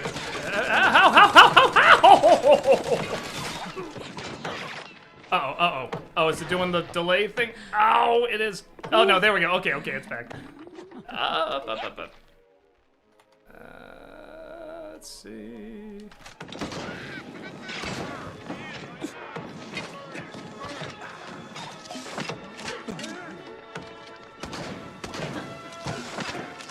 Oh, how about that? JL, thank you for the 1,000 bits. Doug, have you had a chance to look up the Star Fox remake for Switch 2 yet?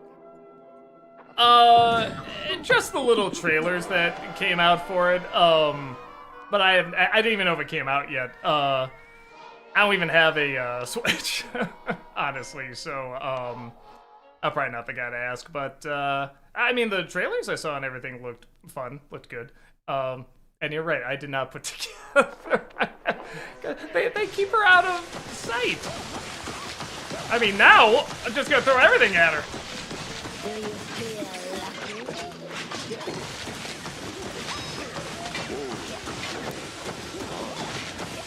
I'm gonna see if I can just run out the armor.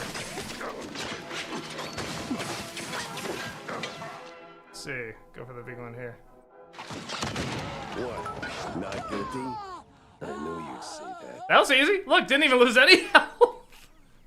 Wow. I mean, I can. So that's the golden snitch. That's why the golden snitch doesn't make any sense. Wow. Oh, that was really funny. Chill Brown, thank you for the 300 bits. Which version of the Odyssey do you prefer, Nolan's version or Epic the Musical? Again, people love this movie. I love you, love it. I am a friend among you. Epic the Musical by far. Oh my god. I felt for those people. I felt for them. The talk that they sing to each other when he returns home was so wonderful, and the wording and everything. Oh, I'm sorry. I just didn't like it. But again, everybody's loving it. I don't want to take that away from anybody. I don't think I can take that away from anybody, even if I wanted to, which I don't. So, yeah. So, please enjoy it. Have a fantastic time. It's just not for me.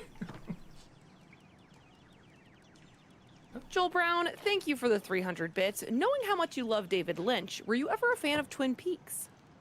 Yeah, so I started it. I was really liking it. I started it when I was. Oh, hold on. Dry as the ship biscuit after a very long voyage. I like biscuits, Viv. What's wrong with that? Okay. What's wrong with Twin Peaks? I started watching it when I was an illustrator. It was just a fun thing to have on, and I think about halfway through season 1, I just started to get tired of which I know is part of the fun, of the music and people bringing up the girl and then just getting really sad and the piano goes and I'm like, there's just a little too much of this for me to, want to keep going, so I stopped. And then everybody says, I missed like one of these, one of the most amazing shows ever be on TV. So one of these days I might go back and rewatch it. But yeah, it was finally... Oh, what was it?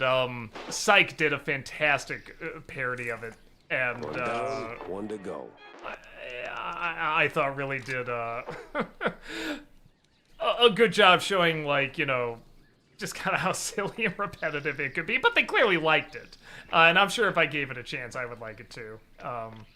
But yeah, it was just a little too much of the crying in there, I think, and the music, but I also know that's part of the fun.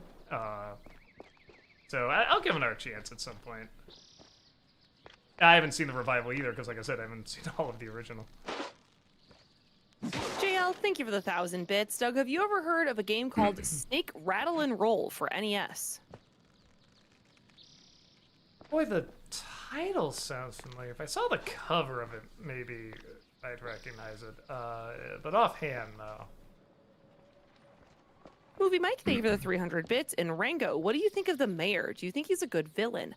I find it interesting that with Toy Story 3 and Rango 2 years in a row, Ned Beatty played the villain in a film that won Best Animated Feature.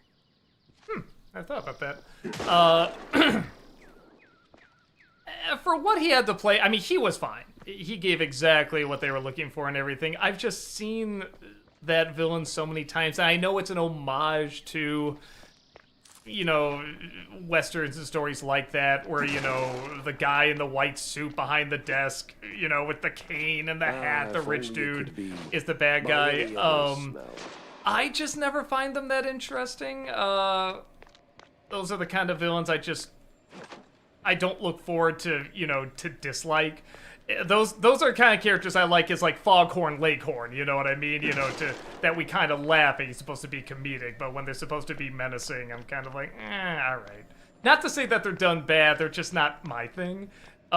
Which is why with this new Coyote versus Acme movie, I'm actually really excited that Foghorn Leghorn is going to play that type of character, because I feel like he'll make it really funny.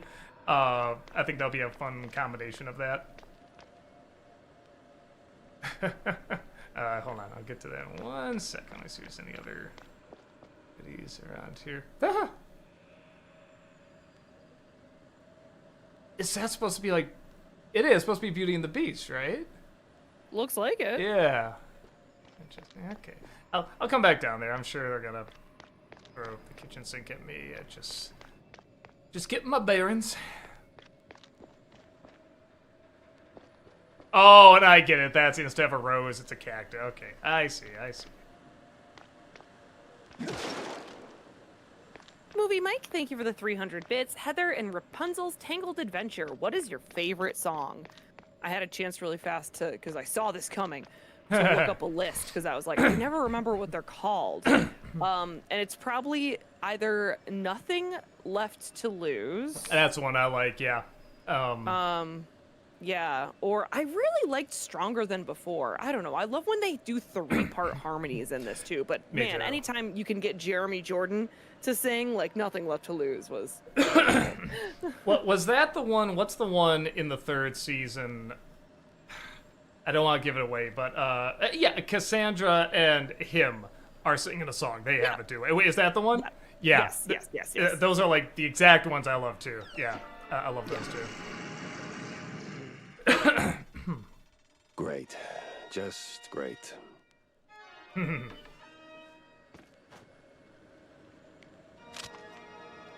Do I have any of that? Oh, okay, I do. Good.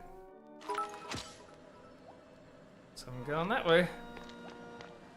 Okay, nothing else behind me. Nope. Now it'd be cool if they did Beauty and the Beast like the French one, the one that came out. When was that? The 30s, maybe? I can't remember when it came out, but the Disney one took a lot from there.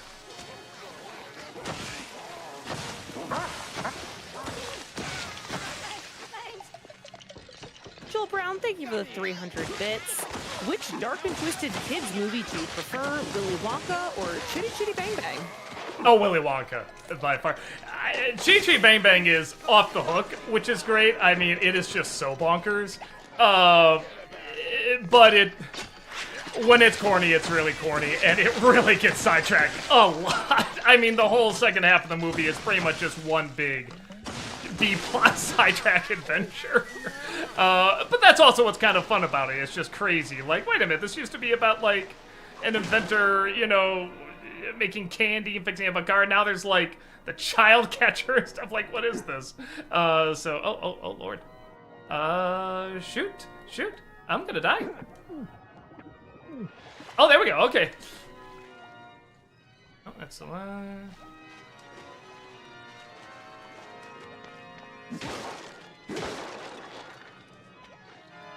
Sandell, thank you for the £5 super chat. Hey Doug, been a fan since you started your feud with AVGN. Glad to see you're still playing video games after the whole Bart's Nightmare thing.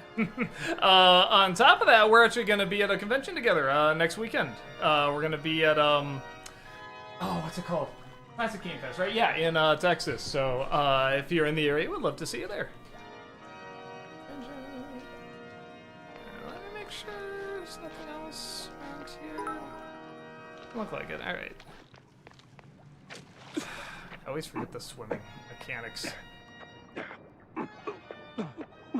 Oh, it's bad for me. Got it. Took me long enough, but okay. Oh, I see. Kinda, sorta. I gotta go over there. Oh yeah, sorry. I'll let you figure it out.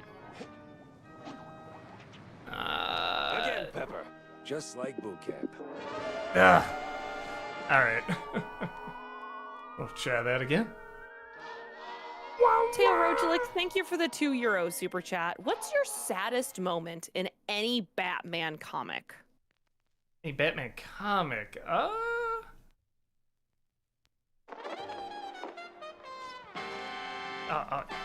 Shoot.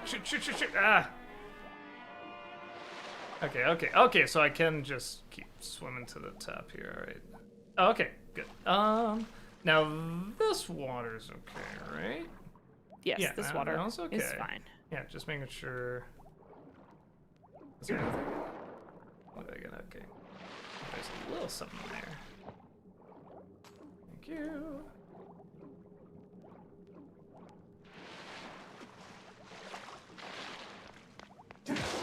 Let's see.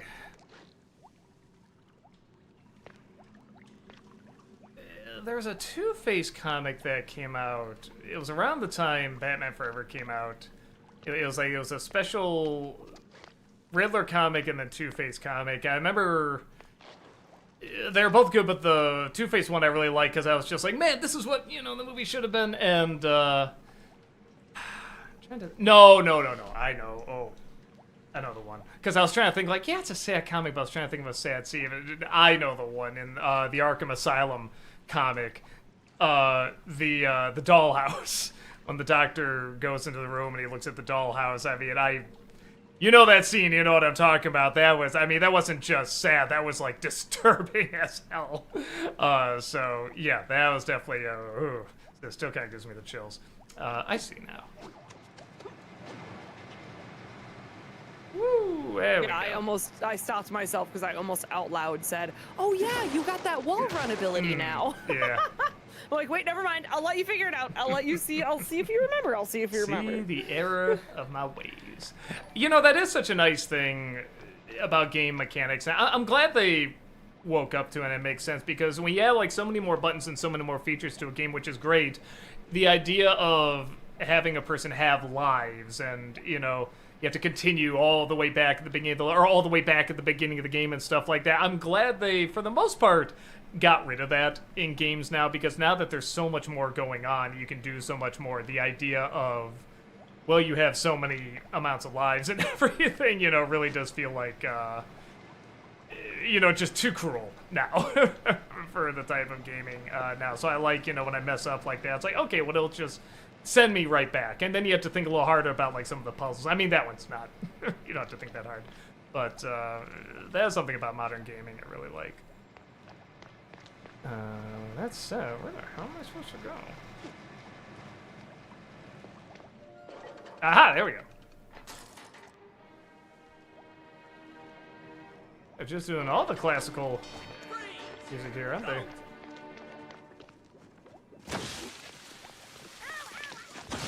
Oh, where'd you go? JL, thank you for the 1,000 bits. The song The Middle by Kelty Gray and Kid Motel was used at the end. Oh, of Supergirl, okay. Yeah, honestly, I don't even remember the song. I just remember everyone had a real problem with them using that song. It just said it really didn't match and everything, and just what all the artist song choices, I was just like, I don't know, I just don't remember it particularly standing out. But again, a lot of the people were saying, in terms of the lyrics and what the song is about and everything, that's what didn't make sense. And I think I was just too busy hearing all the all the explosions and spaceships flying and things on fire, you know, all that stuff, to really pay attention to that. I'm not saying they're wrong, you know, I'm just saying it's not something I personally noticed.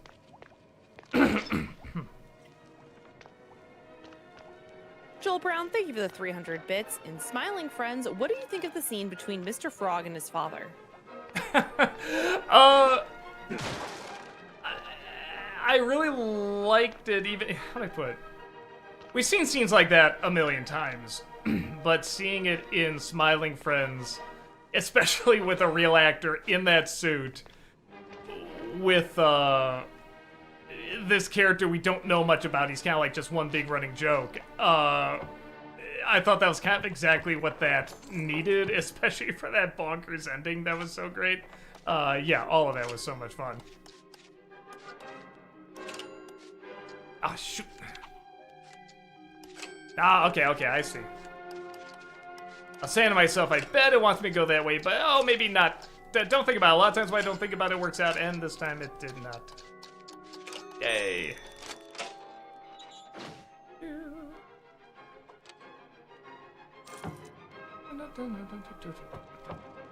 To say? Houseburg Chronicle. Anonymous. Ah! Joel Brown, thank you for the 300 bits. Which dark and twisted anthology series do you prefer? Tales from the Crypt or Black Mirror?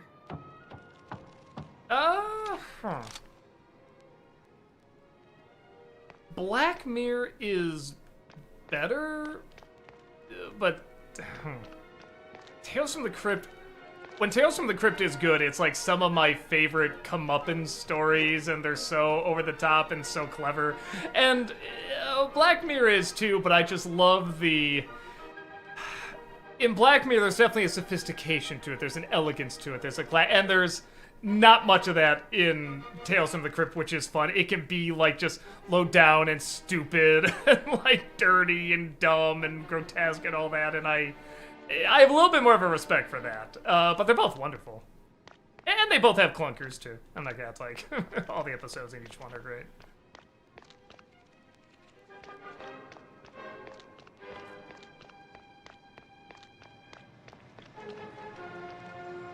So it's 10 there, so that doesn't look like it.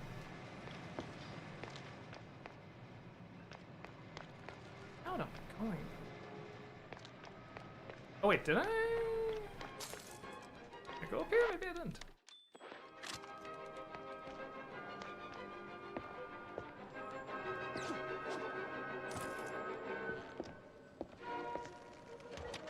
Do not touch.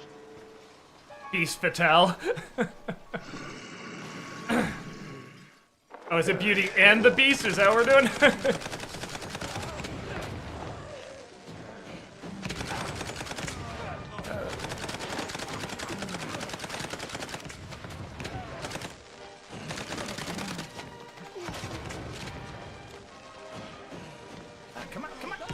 Oh, I don't need it. I just assumed I did. Oh, shoot.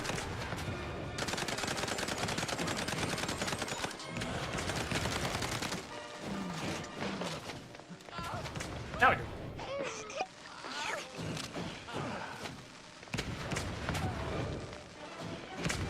There.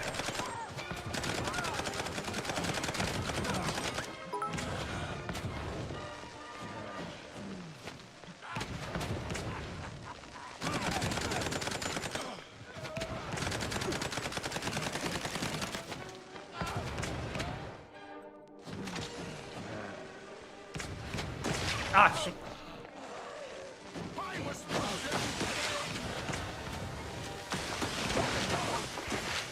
Yeah! Oh, that's right, I have 2 actors. Oh, I can't talk to them? Oh, that's a shame.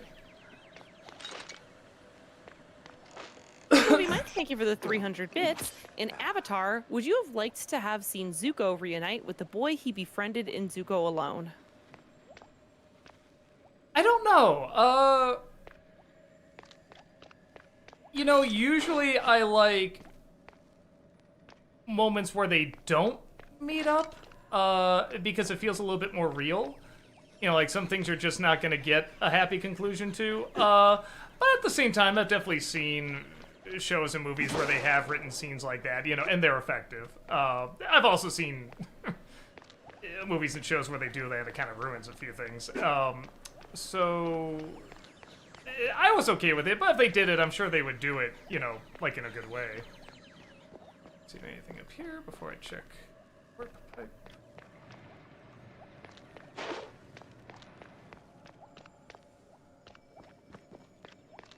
JL, thank you for the 1,000 bits. Doug, did you ever see the Sarah Connor Chronicles that took place in an alternate timeline from 2? Just bits and pieces. I've never seen like a full episode. I heard it was good. Definitely better than the Terminator movies we got, from what I hear. But yeah, never had a chance to see a whole episode.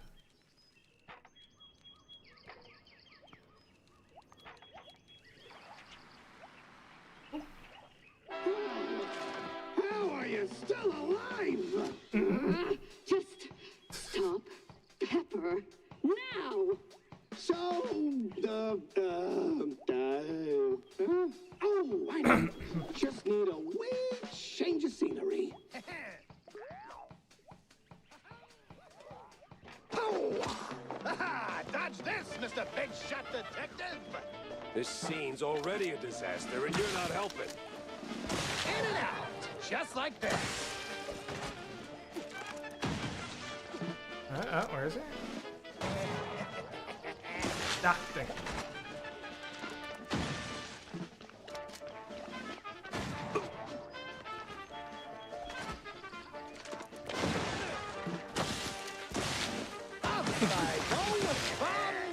Oh boy, that barely did like any damage on him.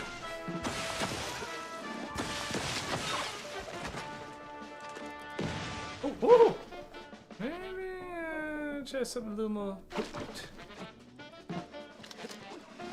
In and out, just like that. Hey, even that's not doing a lot. Up I go, bombs, aflow. Oh, there it is.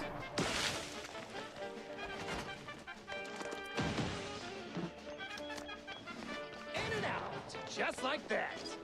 Where is he? Man, I should have stayed on top of that mountain there. Oh! I can see where he's going. Okay. You sure make a mouse get around. In and out, just like that. Knock it off! Don't you know that stings? Up I go, bombs, aflow, on the way. Okay. Oh, good lord.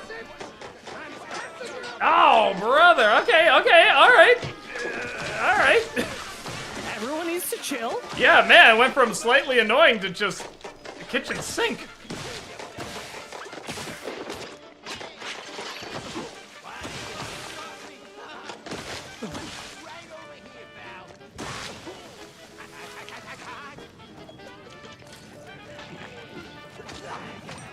Can I still get up there? Maybe I can. Not looking like it. How'd you guys run through fire?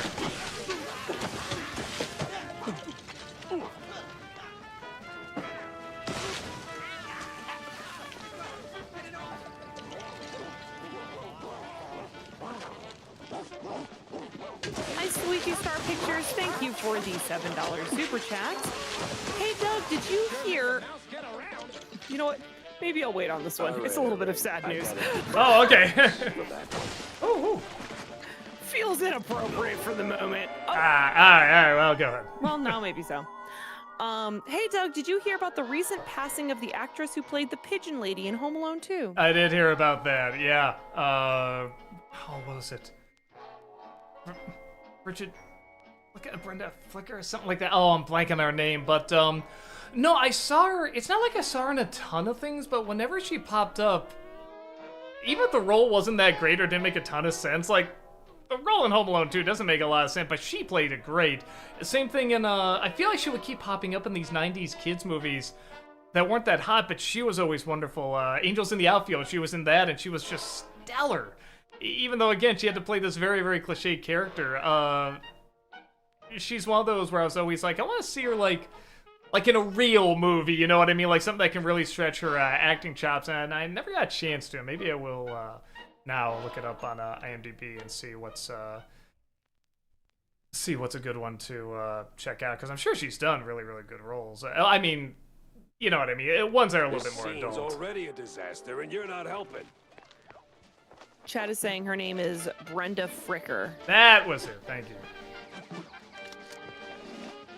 You sure make a mouse get around.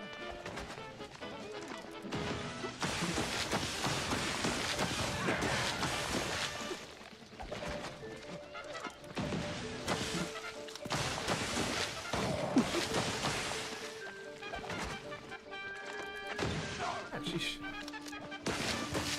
By go comes a flow.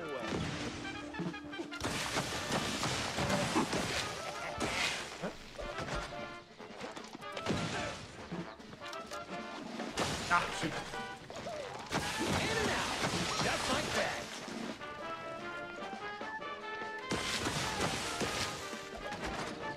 Woo-hoo-hoo-hoo-hoo. That's it. Pass it down to the stage crew. There they are, okay. Oh, man, great. Oh, it was right there. I had to move a hint to the left and him. Ah, all right. Oh, Daniel Scott is also pointing out that Brenda Fricker won an Oscar in My Left Foot. Yeah, I never did see that. I heard it's a good movie, but I never checked it out. This scene's already a Sandel, disaster, thank and you for you're the not €2 helping. super chat.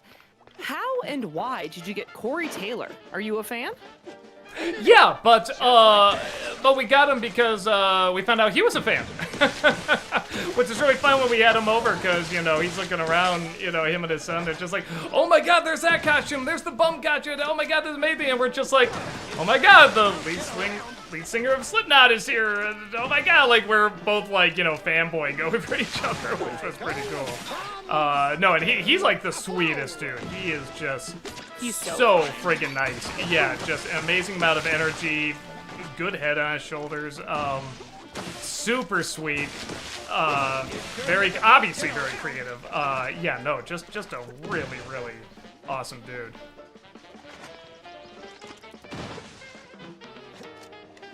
There he is. In and out, just like that.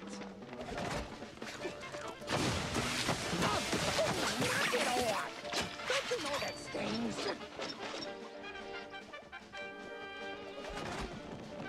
On the way. And right here next to the health.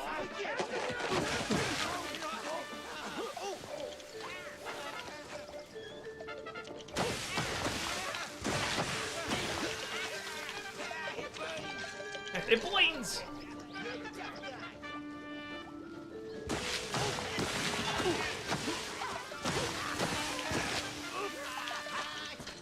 Alright, think I found a good spot.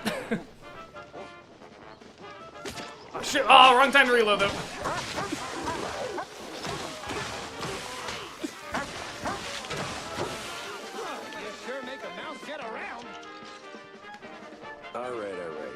gotta give you props for that one.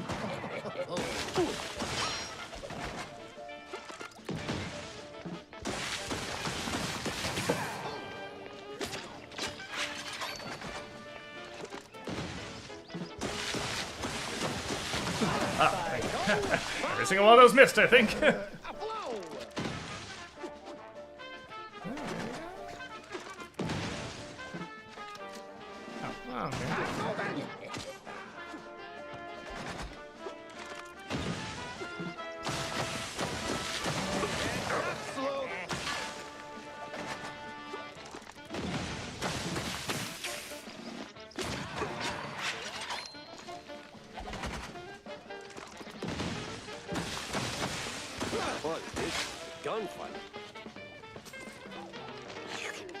Where was that spot before? That spot was pretty good.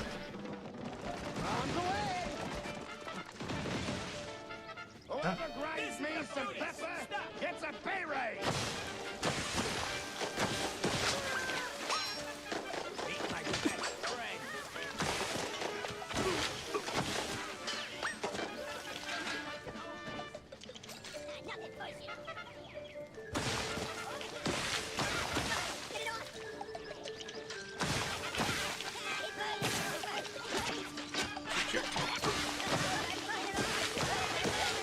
Oh my god!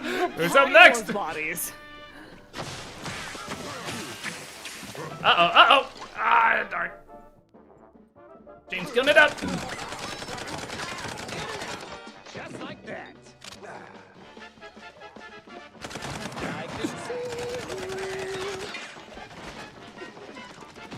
Where'd he go? Where'd he go? There he is.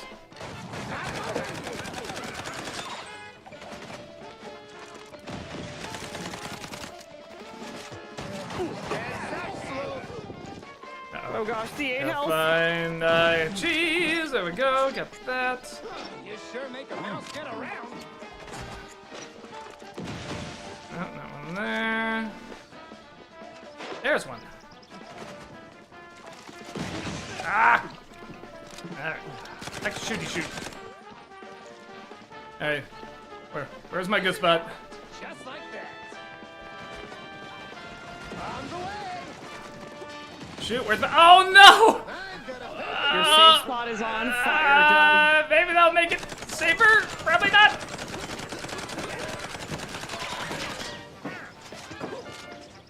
Yeah, okay, it's doing some damage as we're coming over there. Oh, brother. Oh, brother!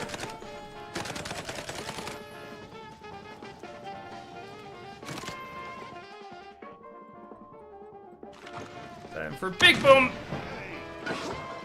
Oh! Dang, I thought it was far enough! Oh, darn it! Ah, alright. Well, trying to think. Maybe I can start off with the machine gun and then go to the dip gun. Yeah, because as it gets tougher and tougher, the dip gun is better to rely on.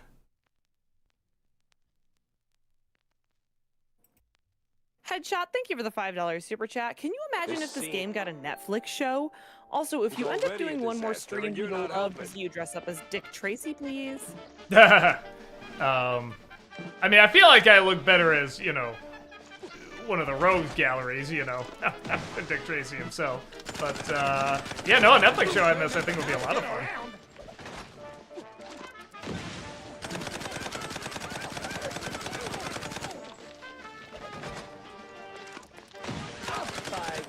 Yeah, it seemed to get them faster, too. Shoot, where's my spot? Where's my spot? Is it over here? I think it's over here. That's it. I'm passing you up to the stage crew. Ah, shoot. Or the other thing I could do, maybe I could use the machine gun just on the boss, and then use the dip gun on the henchman. You could.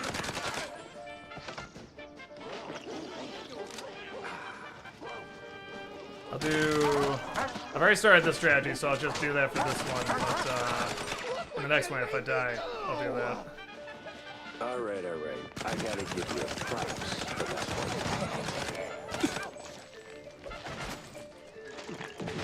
one. Oh. That put me right back to where I started. Just like that.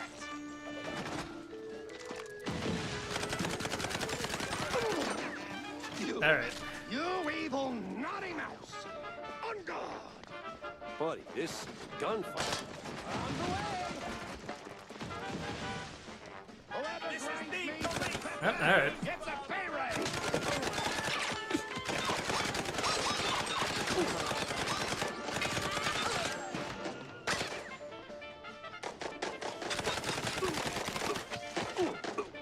Alright. On to the dip gun.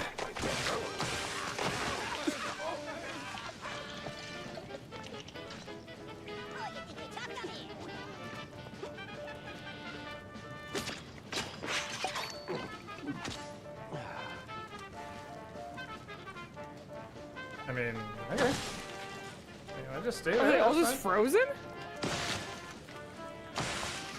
Yeah, I'm not gonna complain.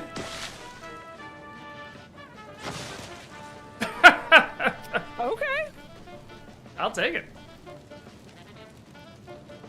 Movie lover, thank you for the 550 bits. From what I can gather, you didn't seem to like either of these, but if you had to pick one of the following films from this summer, which do you prefer? Disclosure Day or The Odyssey?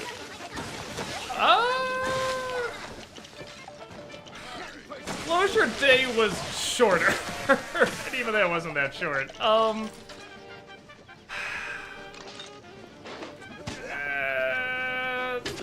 That's rough, because I think they're bad for different reasons. Maybe I like The Odyssey more because I know a lot of that stuff was really there. So at least if I went back to watch it again, I could be like, well, I like seeing, you know, the stuff that they built there. So I guess I'll say The Odyssey. Oh, I do have more ammo now, okay. Oh, where'd it go, where'd it go, where'd it go? Oh, there he is. You sure make a mouse get around. Up I go. Oh, man, is there any health anywhere? I Yeah, guess it looks like there's quite a few. Are there? I thought I saw boxes. Oh, but yeah. I could be wrong. Oh, come on! Alright, so I think I like the strategy of the machine gun on the boss, the dip gun on the henchman. I think that's a good idea. Fantastic. Shouting Joker, thank you for the This 300 scene's bits. If you already end up doing your yearly worst movie list, will The Odyssey be on you're there? not helping. Or do you think you'll give it another watch and maybe like it better? You know, I will say that I'm definitely not gonna go see it in the theater again, but given just the overwhelming positive reaction it's got, I will probably watch it again. You know, when it's, you know, every once in a while something happens where it's like, oh, I don't like something that's very popular, but when it's like this overwhelming, it does make me want to see it again. But I'm gonna stream it. I'm not gonna go sit in the theater again. You sure make a knock it off. Don't you know that stings? In and out. Let's see. Just like that. Movie Mike, thank you for the 300 bits. If the Duckman revival happens, how funny would it be if we pick up right where the original left off and his wife is immediately revealed to be an imposter and Duckman says, well, moving on. That'd be hilarious. You know, it's funny when you said that. I'm like, well, yeah, it had to start off where it left off. But if they did that, that would be like such a troll move. I would have to respect it. Most other shows couldn't get away with that, but that one could. Oh. Shoot.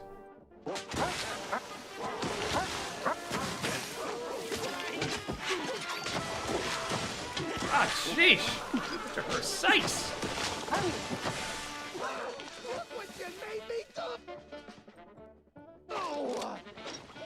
All right.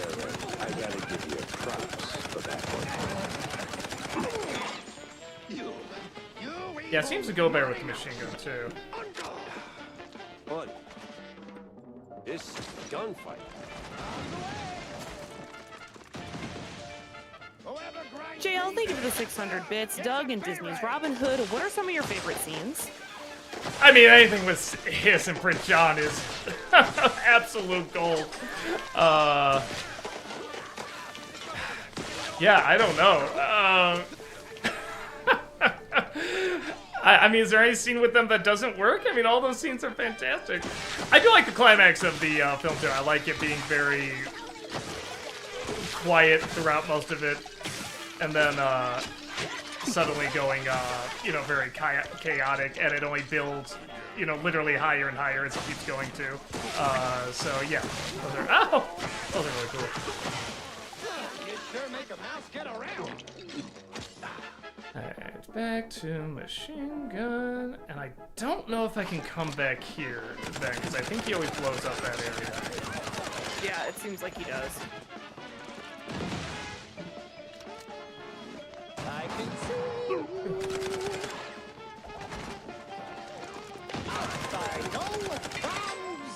A blow. You sure make a mouse. Alrighty. Let's get around. Some health. Maybe here. Oh, of course, of course. Right. Oh, and they come right through. Oh my god. Oh, terrible. Terrible. Oh, come on, give me a chance. Yeah, come here. Oh, come on! Oh my god. Yeah, they're there.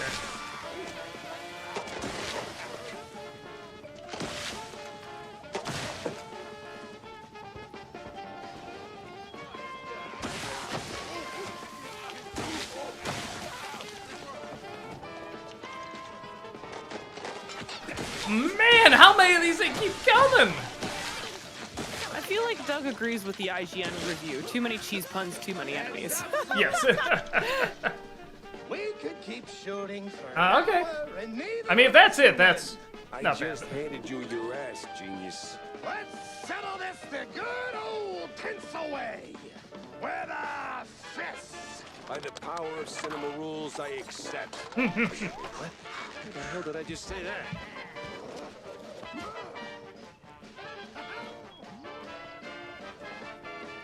Prepare for a lesson in pain. Alright. Should we at least get the spinach? Yeah. It's getting all the goodies here. Alright, let's try it.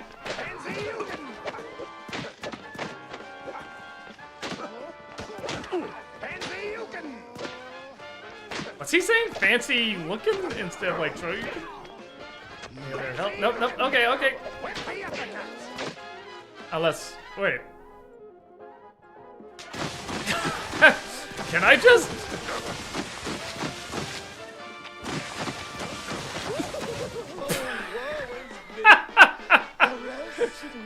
Well, I just raised the Lost Ark that.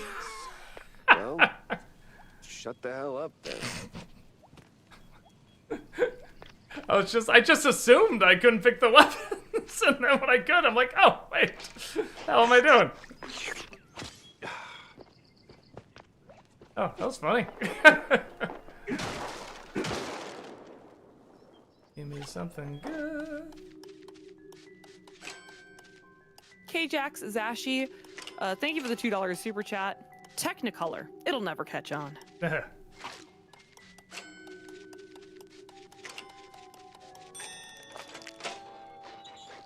I'm surprised you didn't get some kind of like achievement for bringing a gun to a fist fight.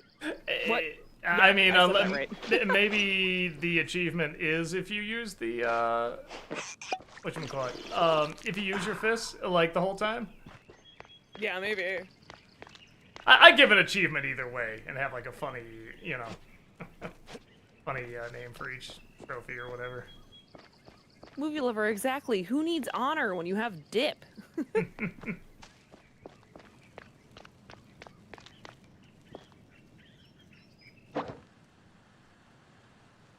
Yeah, Yeah, Headshot even said, I never thought to use a gun in the fist fight. Doug did. It's because I cheat. Teo Rogelik, thank you for the €5 super chat. You heard of the Mickey Mouse war comic created by German-born Jewish cartoonist Horst Rosenthal while he was imprisoned in a French internment camp? No, it was a comic? Is that what you said? That's what he said, yeah. No, I have not heard that. That sounds interesting. I'll have to look that up. It sounds interesting. Letter from Vivian, kissed with red and trouble. I've slipped through your fingers once more. Don't pout. It only wrinkles that magnificent brow I used to dream of ruffling. Yours, Viv. P.S. BMP killed Betty. And then came the letter. For me. Oh, that woman. Second go? I guess not.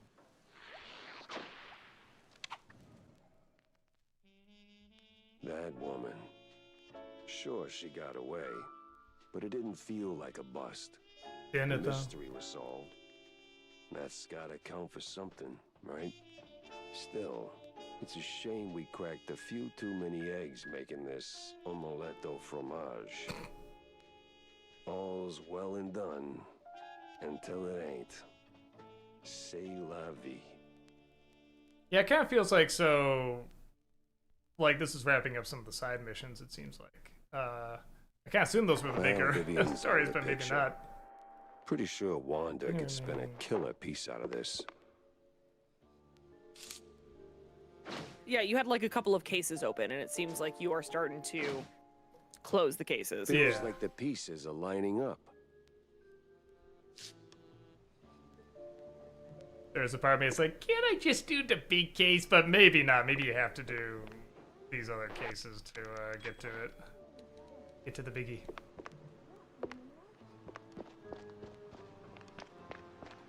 So talk to her, so I think it will. Jack? Yeah. Ouch. And here I was, hoping to squeeze some juicy headlines out of you. What happened? Bad case of a case going bad? It didn't just go bad, it wrapped me around its finger like a piece of string cheese. Sent me chasing my own tail through a parade of crooks and ghosts, and somewhere along the way, an innocent, if deeply corrupt, mouse took a bullet. Charming. And what do you call this case, I wonder? You're already planning to make a hell of a piece out of this cheese storm, ain't you? The woman's name, Jack? 'Cause there was a woman, right? Vivian. Ms. Vivian McCarthy. McCarthy. McCarthy? Ugh! You don't mean that hot-headed starlet who torpedoed her own career by spiking the director's fondue with blue cheese to make it more amicable? Well, I didn't know that. Yeah, well, wasn't exactly front-page news. Tinsel Avenue's bigwigs swept it under the rug. Bad look and all. Not really. She's quite easy on the eyes. Right. So what's her angle? Vivian was chasing they all look ghosts, great. swore her friend Betty Lynch didn't just OD, and said it was a setup. Blamed the film industry for it. Turns out, she was half right. It was a hit. Just had nothing to do with tinsels. Betty was the type to show up at every party sticking her nose where it didn't belong. Thought she could play all sides and not get burned. I checked, and, well, let's just say it involved BMP notables. So I looked into Miles Curd, BMP's mouthpiece, checking if he was the guy who tied the noose. But nah. Curd was tangled up with Betty, sure, but he wasn't the executioner. Vivian, on the other hand, didn't wait for the jury. She jumped the gun. In the most literal sense. Oh. Later, I found out the mob was behind it. One party too many, you know? Betty ran her mouth to the wrong ear and probably didn't even mean to. By the time I figured out the mob had Betty whacked, Curd was already a pile of dust in a very expensive suit. And? And scene. You did at least try to catch her, right? I tried. Tried to talk some sense into her. You can guess how well that went. She's a slippery little thing. The most dangerously curved tail I've ever... Focus, Jack. Well, she's long gone by now. Probably skipped town. All I've got is a lipstick-smudged letter, a guilty conscience, a very vivid memory of her. You know what? I'll fill in the details myself. This is sixth-page True Detective fluff anyway. Suit yourself. Just don't make me look like a moron this time. You're not making it easy, Jack. Like, not at all. Alright, so got... Oh, that's the only thing you got? You know the moon's all government cheese, right? Big Dairy's keeping it under wraps. Good to know. Alrighty. I guess, Jeez, huh? Morning! Oh, that was very helpful. I guess I will just go to... Well, the other places I was pointing to. The Quagmire. Yeah, well, I just forget, Yeah, I thought the ship was the next big one, but I guess not. Guess it is. Well, I think there's the like Quagmire. 3 separate cases you were following. Yeah, The actress, the shrews, and I can't remember which one is this. This must be about the cultists. Yeah, that's a good point. I guess I was figuring like what's all gonna tie together into like one thing, but I guess not.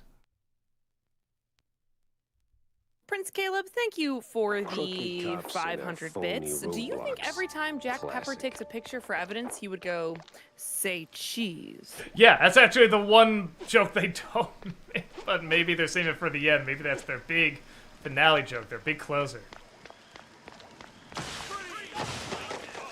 Movie Mike, thank you for the 500 bits. Or, sorry, 300 bits. Who is your favorite of these James Bonds? Timothy Dalton, Pierce Brosnan, or Daniel Craig? You know, when I first saw Timothy Dalton, I said the same thing a lot of people say. He seemed more like a James Bond villain than James Bond, but then when I found out, I never saw the movies all the way through, and I did maybe 12, 15 years ago, something like that. And I absolutely loved him, especially when I found out more what the character was like in the books. And when you know he's going to, when you know he was gonna play that role in GoldenEye, it makes a little bit more sense because that is a little bit more of like a vengeful, angry Bond. And Craig really grew on me as the movies went on. For my money, I thought Dalton did the angry, vengeful Bond a little better. But as those films kept going, I thought they wrote him better. He played it better as well. But again, this is also going off as somebody that's not seeing... I've only seen Casino Royale once. And at the time, I didn't hate it. I just didn't care for it. It just wasn't my style of Bond. But it's another one where a lot of people say, oh, you gotta watch it again now that you know where they're gonna go with his character, and say, I think you really like it. And they might be right. So one of these days, I'll probably go back and rewatch it. Shouting Joker, thank you for the 300 bits. I hope I'm not being mean, and I mean this with a lot of respect. I've noticed a pattern of you not liking recent movies that are well received, and this was especially the case with The Odyssey. I haven't seen it yet, but what do you think of the acting? So, my thought was there's about 2.5 solid performances that stood out. Which was Robert Pattinson, Elliot Page, and Anne Hathaway. Anne Hathaway, you know, had 2 really good scenes in it, I think. Matt Damon I didn't care for, and I think there's enough time of him on screen that I was just like, I'm sure he's not doing it on purpose, but it felt like he was sleepwalking through it. He was just so stoic and so kind of dead-eyed on everything. I just didn't believe much of what he was saying, but... the thing with the rest of the performances is they could have been good. It's just cutting away from them way too much. Like, somebody's talking, then the back of their head, then they're talking, back of their head. Like, every 2 seconds there's an edit, and I don't know. Maybe that doesn't bother other people. I find it super distracting. And it can work in some things, but when it's the majority of the movie, it just keeps me at such a distance. So... yeah, I don't know, you know, sometimes you can just hit a string of movies that, you know, just aren't grabbing you like it's grabbing everyone else. Sometimes that happens. Or maybe there's a trend happening in films that you're just not on board for. Or maybe you're just not as impressed by it as others. Or maybe, again, there's there's younger critics, coming up that have grown up with much faster editing, but I feel like I like fast editing if it's like done well, and it still keeps me in the tone and the feel of the movie. Same thing with the cinematography. I was saying I didn't think the movie looked all that great, but the more I thought about it, I'm like, well, but it could be because it just keeps cutting away from it so long. They don't hold long enough on these shots for me to really take them in. So I don't know. Like I said, I'm willing to give it another shot because it's rare I've been this, like this much of a separation from, critics and audiences. So when it comes to streaming, I'll probably watch it again because I am curious. I mean, it's totally possible I'm missing something, but yeah, it's. And these are things I already had an issue with some of Nolan's movies. But when it works, they work spectacular. Like Oppenheimer, I really do think it's his magnum opus. In Batman Begins, I think it worked, pretty good. Dunkirk, I think the stuff he does with time, I think works very effectively.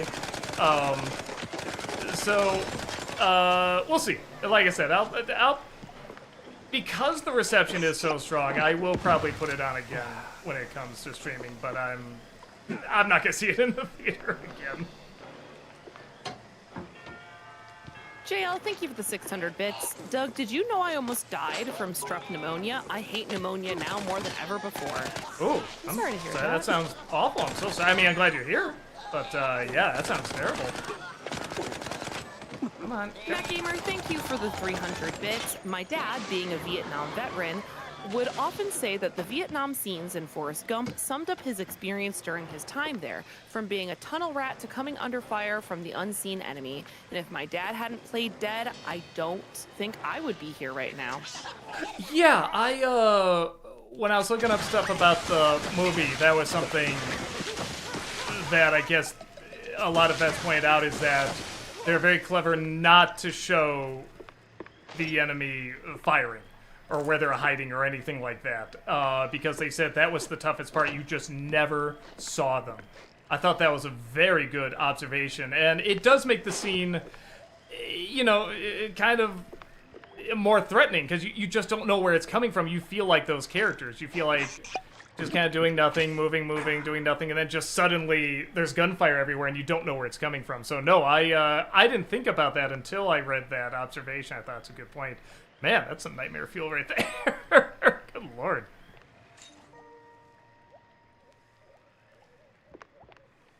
Comic fan, thank you for the $5 super chat. Pattinson or Bale?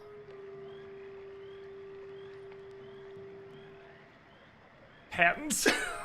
I feel so bad saying that because I know Bale is throwing us all into it, but I don't know. The way Pattinson could act so well through that mask while barely changing a thing on his face, I'm still blown away by that look he gives when they're looking through the car and he just looks up and he shows the little thumb with the thumb drive and he goes, thumb drive. It's the look he gives when he looks up there like, wait till you get a load of this. And he barely changes a thing about his face, and I already knew like something funny was coming. And the way he could work within that super, super dark humor and bring this amazing subtlety to the role too, and still play him as like a younger Batman too.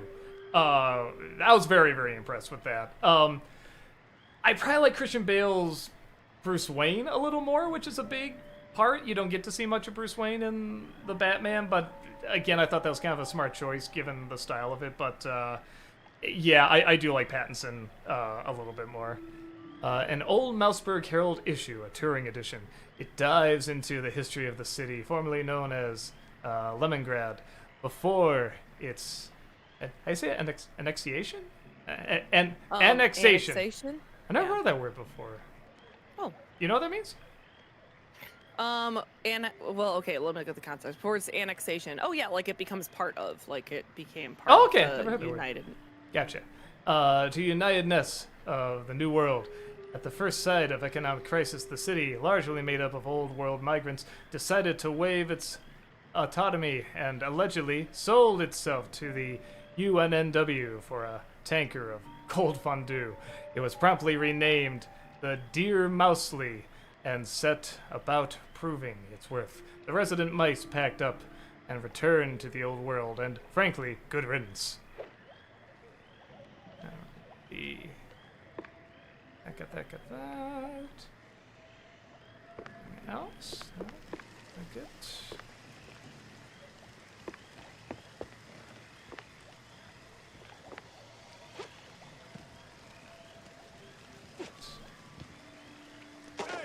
Zenarius, thank you for the 300 bits.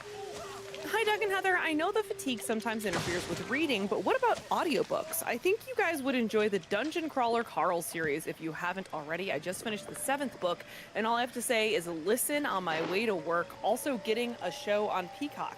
I have heard so many good things about Dungeon Crawler Carl. My husband and I were talking about starting that audiobook soon, because I have heard the audiobook is killer. Like, it's so good. Okay, maybe I'll look that up too. Yeah, it's funny, I was getting back into reading and then no, that's not true. I'm technically reading. I'm reading The Last Ronin, the Ninja Turtle comic, after somebody was really highly recommending it. I'm like, yeah, I should check it out. Now, whether or not you want to count that is, I'll understand either way because it is a comic. But, it's I not won't, quite because the as same. someone who used to teach literacy, reading comics is reading. It is. But, how do I put it? But reading a book is definitely more reading. You know what I mean? It's not that it doesn't count, but if I really want to get back into it, I would, read a book that is only words. But, I would argue if you really wanted to get back into it, you would do what you are doing in terms of going in with a piece of literature that is not as heavy on text and helps with visuals so that you can transition into a heavier text soon. I was gonna say, actually, because it goes in and out in terms of, like, man, I really want to read again. I just want to read, I read, like, Tim Curry's autobiography. I started Anthony Hopkins' autobiography, and then just something happened where it's becoming, like, not as difficult as before, but it just, I don't know, it just, maybe it's my ADHD brain, but it just wasn't calling to me, and I was like, but I should still read something. So yeah, when somebody was recommending The Last Ronin, I'm like, all right, that is kind of what I was thinking, just that, well, okay, I can use this as kind of like a transition back into, reading again.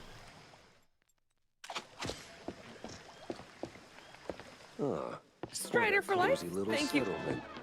Thank you for the 300 bits. Hi, Doug and Heather. How about this 100-degree weather we're having? I remember opening the door on the way to the store and immediately baked. Yeah, I was camping in this weather. Yeah, that and the all the smoke from the fires too. Yeah. It was very hot. How hot was it? Hot. So how hot was it? Oh, 100. It's like, ha ha ha. No, that was really the temperature. That was it. Oh no. This is not going well. Oh. Can I go up here? Oh, I can. Oh, huh? Maybe not. JL, thank you for the 500 bits. Heather, which Disney movies are your favorites? I adore Beauty and the Beast. I loved Beauty and the Beast growing up. I was a Belle girl. Think she read comics? What was that? Think she read comics? She probably would have if she was here in 2026, yes. I love Little Mermaid. For more modern, I really enjoyed Encanto. I think the music in Encanto is stellar. Oh, shoot! Oh, well. Hello. There I went. There you went. Movie Mike, thank you for the 300 bits. Have you seen either of these westerns, Silverado and Open Range? I have seen Open Range. It's definitely a style over substance movie. Not to say it's awful, but when you actually get to the story of what's going on, it's like, well, okay, this is like, there's a million westerns like this, but the style of it is really, really good. Something Costner brought up in there I thought was a really good point. He said, I'm sick of in westerns when somebody fires a gun and it's like nothing. It's like, in the Old West, when somebody fired a gun, yes, everybody had a gun, a lot of people fired them, but it carried. When somebody fired a gun, the room went quiet. And I want to reflect that, and I thought that's a very good observation. In Westerns now, people fire guns, and it's not even like that loud anymore, so I thought that was a very, very good observation to pick up. And it looks gorgeous, too, and it's... I mean, I didn't care for Costner's acting, but Duvall's great, all the other actors are great. But it's a very run-of-the-mill story. You really are going for the atmosphere and the directing. I never did see Silverado. I hear it's very good. Alexander Elwood, thank you for the $5 super chat. What are your thoughts on the trailer for Digger? Tom Cruise looks different. It's one of those, when I saw it, I just kind of went, sure. You know, it looks like an over-the-top, movie, but that's kind of what this guy, does, in many respects. It's not something I'm, like, super excited to see, but I'll, check it out. Oh, come on! I can never see where those little dips are.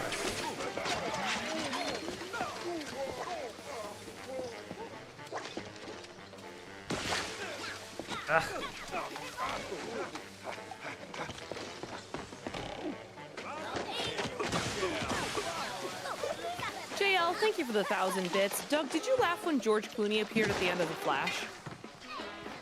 I snickered because I could kind of see it coming. Not like the whole movie I could see it coming, but when he said, I'll be there, and he's like, here he come, like, okay, it's going to be someone else who would make sense to be there. And I'm like, okay, George Clooney. So, when, I saw it, I snickered, but I could see it coming.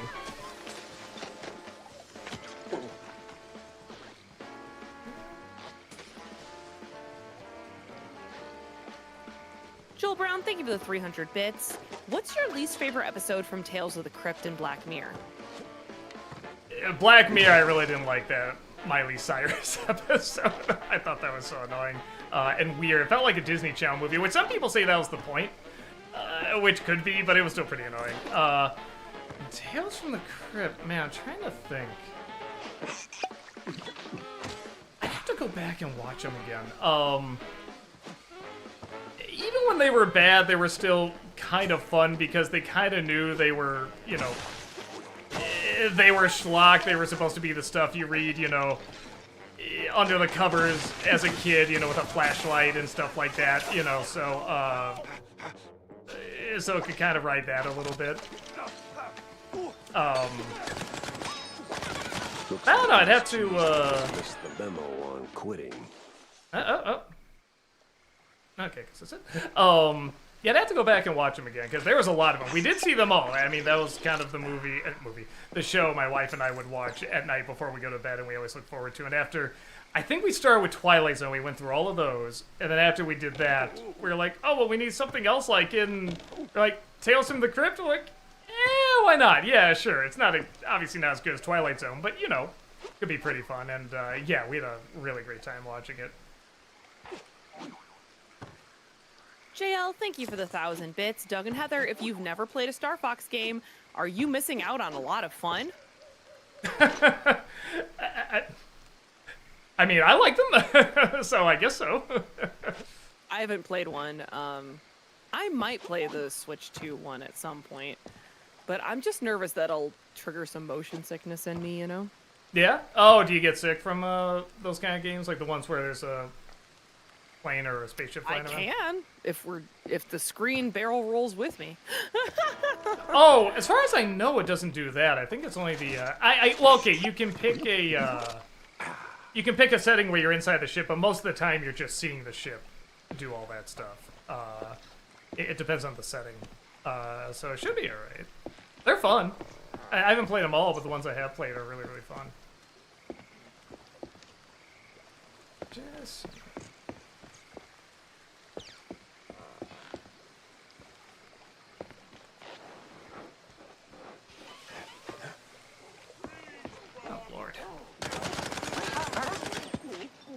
Trafficking waypoint. Looks like I'm on the right side.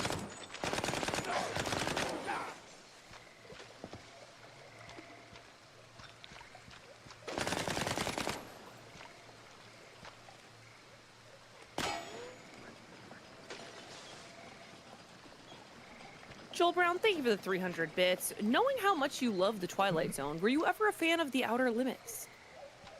I've only seen one or two, and I should probably give them more of a chance, because when I saw them, I didn't dislike them, I just didn't get into them as much as Twilight Zone, but I did see them when I was pretty young. That sucks. So I should probably give them a shot again.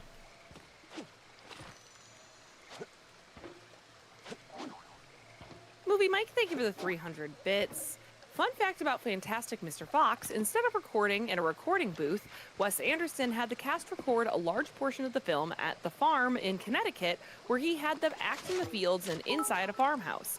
He did this because he wanted to capture real performances. Odd. I mean, if he wants to do that, you can do that, but, I don't know, just kind of sound like they were just recording in a studio, you know what I mean? But, I don't know, maybe the performance would have been totally different if they didn't do that, so, I could be wrong.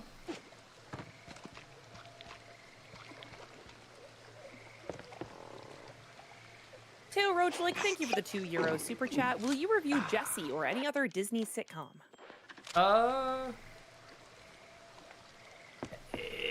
Because it takes a lot of dedication to watch an entire show. It usually has to be a show I have some interest in. And with Disney, usually the animated shows are the ones I get into because I can enjoy the artistry of them as well.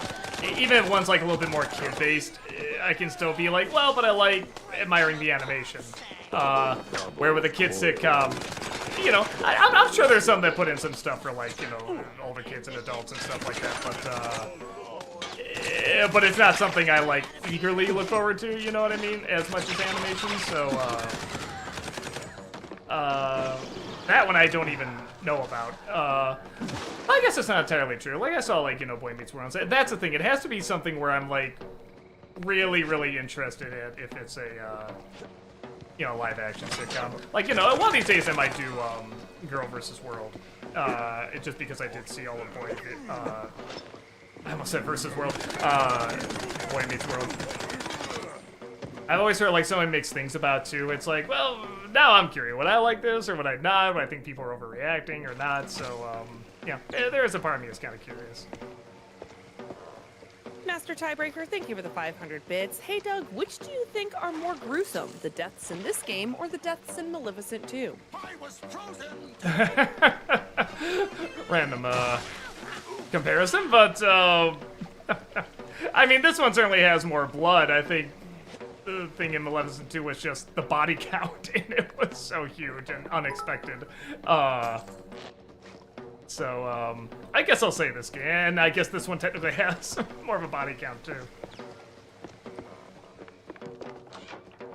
Hey, there she is. Hey. Your Malafate is real.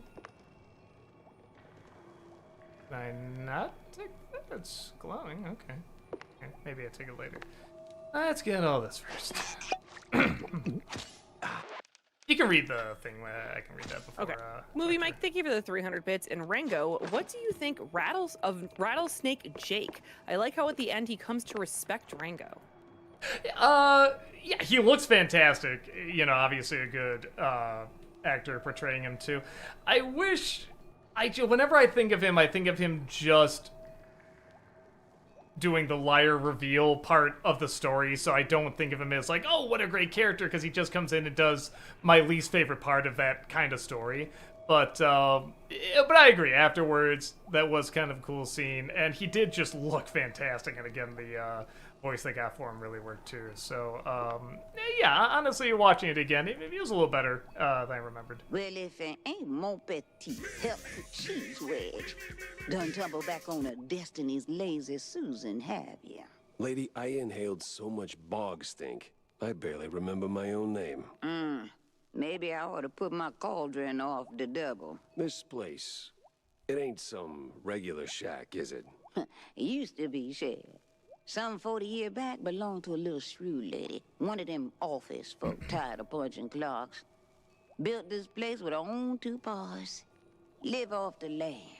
Fed the critters. Kept bug off all that questionable cheese. Some say she was a real witch. But what? But the same company she ran from bought out the whole area. Booted her out. Since then, this place been home to all kind of shady folk. Cheese-leggers, them scientist types, magicians. Par for the course with this case. Anything that can go just right, just might. But it worked the other way, too. Witches, magicians, scientists, folk like that. They don't leave a place untouched.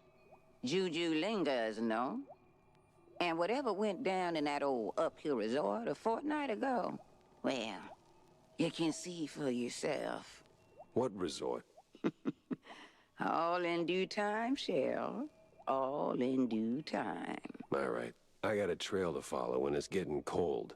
So how do I get out of here? Oh, that part's easy. You need the key of diamonds. Just the key of diamonds? That and a little creativity. But I seen you work, Shell. You'll do just fine. One thing before you go. That little shrew lady you've been talking about. That you? Oh, bog forbid, baby. I might look old, but I'm much, much, much older. Something about when he got the gun out there. Is that you? That was just very, very intimidating. Yeah, and I came... Oh, I did not go there. It's again. Yeah, it's just so weird that it's glowing, but I can't do anything with it. Okay, I mean, this is always where, like, you know, okay, which way? Oh, I don't have the key yet. Okay, okay. It's Phantom. bigger on the inside. Phantom Electricity, thank you for the 400 bits. Feeling old saying it, but been following since middle school when the parents wouldn't let me watch your videos. Was wondering, what's been your favorite costume you've worn for a Nostalgia Critic or Channel Awesome video? Let's see. There's always something pretty cool whenever I get to dress up as Devil Boner. I always say that's just the character I'll never be in real life, so it's always fun to do that. Sort of, you know, the cool, gun-happy, crazy print just goes in, you know, bullets blazing and everything. You know, but just clearly has a lust for life and just does whatever he wants, you know, kind of thing. Like, you know, all that stuff is fun. Even though I know, like I said, that's just not really me. That's why acting is fun. You can play these characters. You know, you'll never be. Oh, and it was, so... One that was really fun, but I also hated was playing the Bette Midler character in whatchamacallit, Hocus Pocus. Because it was fun doing the teeth and, you know, the wig and everything, but I hated walking those long dresses, and I hated those nails. I couldn't do anything with those nails. Every time I had to grab a script or a pen, I had to, like, grab it like that, you know, I had to hold it like that, and oh, that was awful, but it looked hilarious.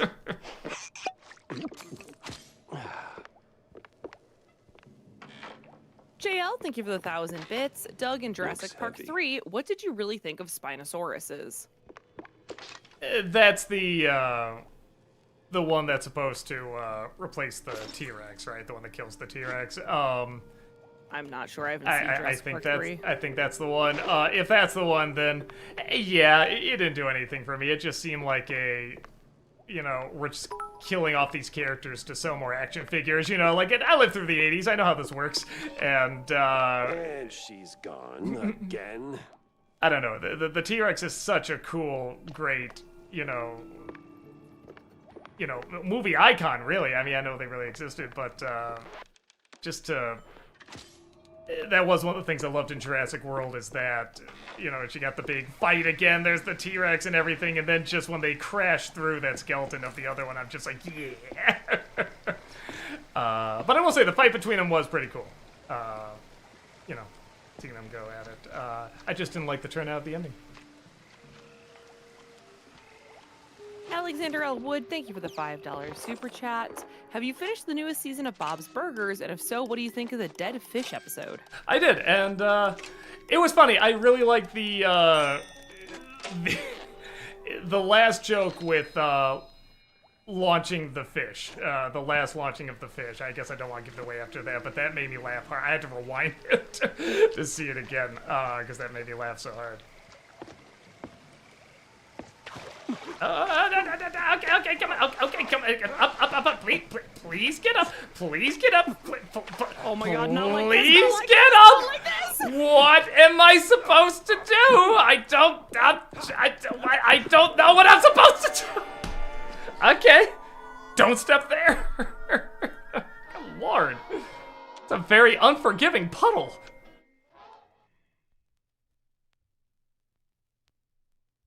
Zanarius, thank you for the 300 bits. So out of curiosity, when do you think you'll go back to Final Fantasy VII Rebirth? The next one's release is basically around the corner. We don't have a release date yet, though, do we, for Final Fantasy VII Revelations? I definitely don't know. I don't think so. But, I don't know. Maybe, next year is sounding right, because I definitely want to try, after this, either Indiana Jones or,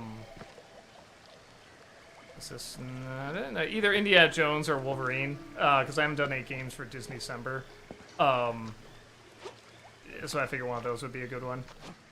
Did I? Okay, let's do this again. So probably next year. I will definitely finish it. I do want to keep going, but yeah, which will be fun taking that long a break away and then getting back and be like, okay, how's this work? What do I do? And get my ass handed to me again, but which is that you're used to, but more than usual.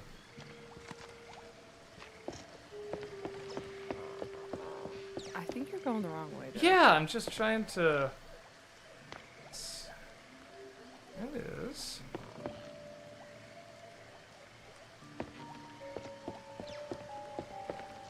JL, thank you for the 1,000 bits. Doug, did you see Fantastic Mr. Fox as a sequel to Robin Hood? Because it borrow the song Love from it. Oh, I forgot I did that.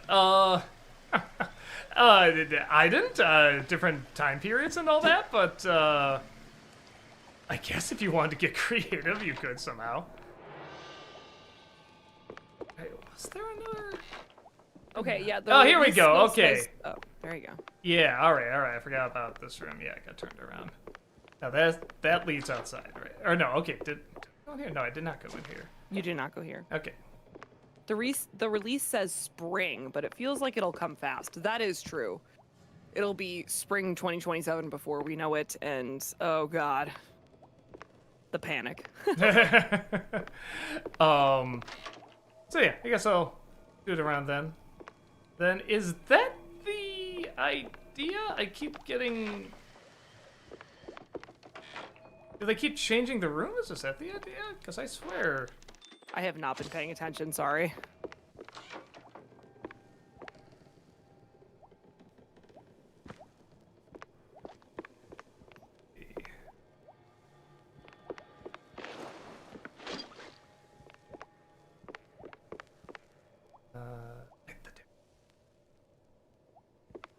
Movie Mike, thank you for the 300 bits. Now that you've finished Buzz Lightyear of Star Command, do you have any other shows planned for Disney December? I think I've seen them all. I might, depending on how I feel on X-Men 97 Season 2, I might do Season 2, which I usually don't do, but I love the show so much, I might just do it. But we'll see. If I get through it, I'm just like, no, that was good. I don't absolutely need to talk about how Disney December. I might just do a, whatchamacallit, you know, like a vlog on it or something. I like the giant band-aid there.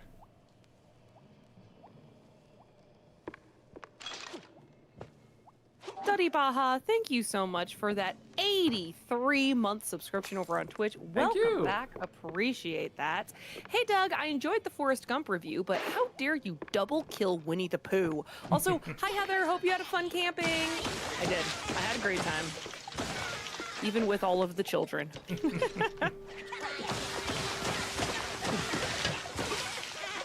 And,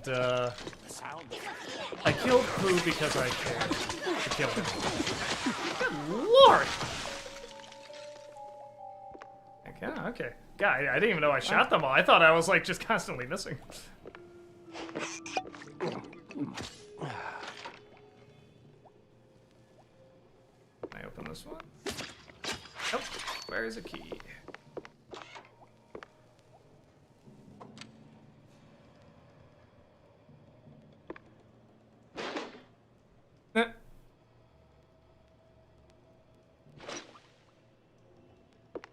JL, thank you for gifting that sub to Phantom Electricity. Appreciate that. Thank you. JL, thank you for the 1,000 bits. Doug in the Sixth Sense, what did you think of the use of the color red throughout the movie?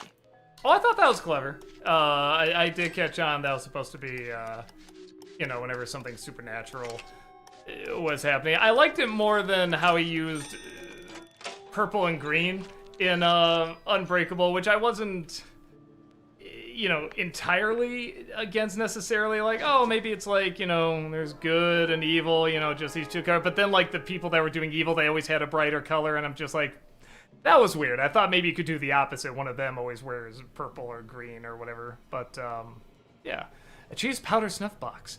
Everyone got one of these during the war. This one, though, this one looks more than familiar. She wasn't yanking my tail. Steve was really here. Hot damn.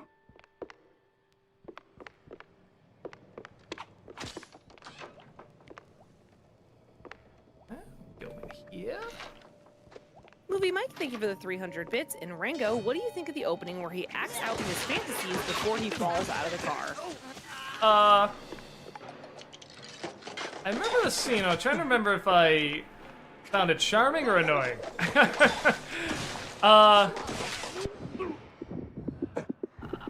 I think I remember finding it a little standard, but not like, you know, not awful, not bad or anything. I do remember kind of thinking that I like the idea of maybe starting it after he fell out of the car. That would have been a little bit more interesting. But as some people pointed out, the whole idea is that he didn't have an identity. That was part of it, is that he was an actor. He was trying to take on other identities. I'm like, yeah, that does show that in that early part. That is a review. If I could go back, I wouldn't mind doing that one again, because I feel like I've framed my thoughts on more. And you know what? I could, the more I think about it, because I am doing a section called Review Revisit, so I totally could do that. Maybe I will. Dr. Gold Dry Bowser, thank you for becoming a member for 26 months over on YouTube. Welcome back. Appreciate that. Thank you.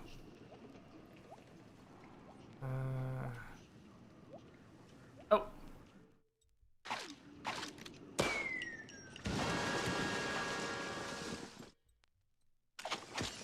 King Croker, thank you for becoming a member for 28 months over on YouTube as well. Welcome back. They say, Doug, have you seen Space King? Space King is an independent animated sci-fi comedy series created by Flash Gits on YouTube. The show is a crass, over-the-top parody of the Warhammer 40k universe. No, I have not. I don't know much about Warhammer, but, you know, maybe I don't need to. Maybe it'll be funny on its own, so I might give it a shot. Oh! Ah. Surprise! I really gotta check my ammo every single time.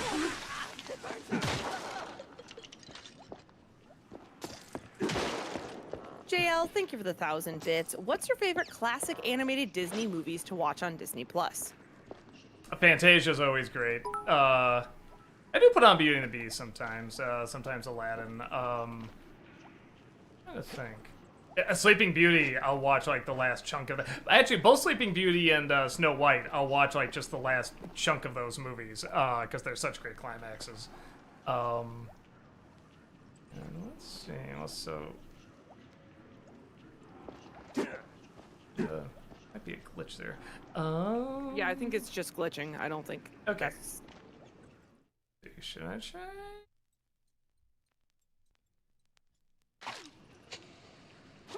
Oh, what the heck? Nope, that wasn't it. Let's see. Oh, there we go. You were so enamored by the wall texture changing that you missed the grate right in front of you. Yes, right in front of me. Look it in about 12 different ways.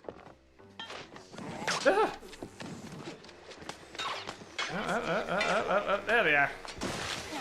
Movie Mike, thank you for the 300 bits. In the Rango commentary, the directors point out Rango's real name is never revealed. They said he doesn't have a name before he names himself Rango. I know it's a nitpick, but when I heard that, I was like, you're telling me his owners didn't give him a name?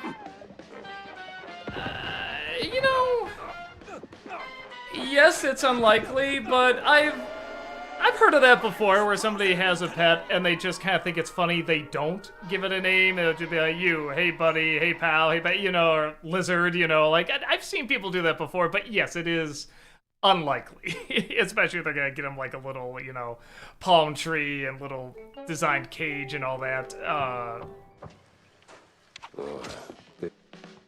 shoot. This feels wicked in about 12 different ways.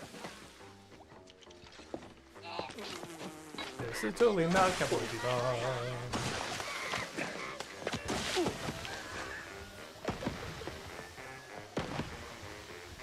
Oh, so when they fall, they let out that gas or whatever that is. There's something poison. Yeah. Larry Lester, my grandma has a cat named Cat. There you go. Red Dwarf has too.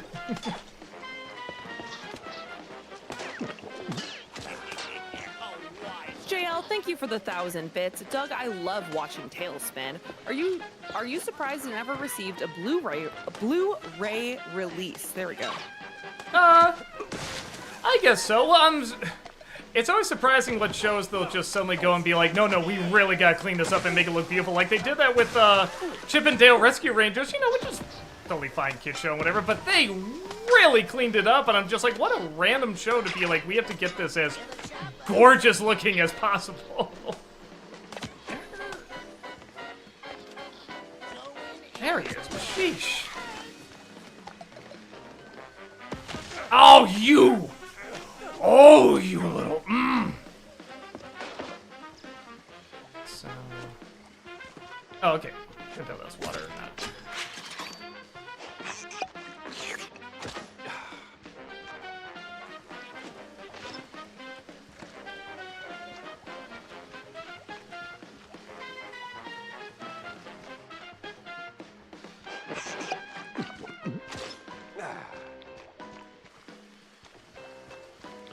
Yes, Zenarius, we have often called this song Discount Tank.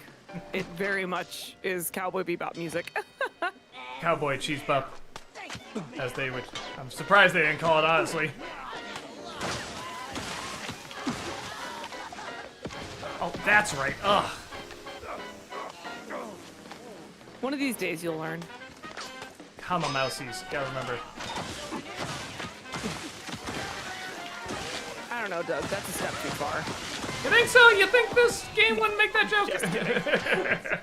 I'm absolutely kidding. I'm surprised that's not the official name of them. Yeah. You know, it could be for all we know. True. Okay, we're good. All right.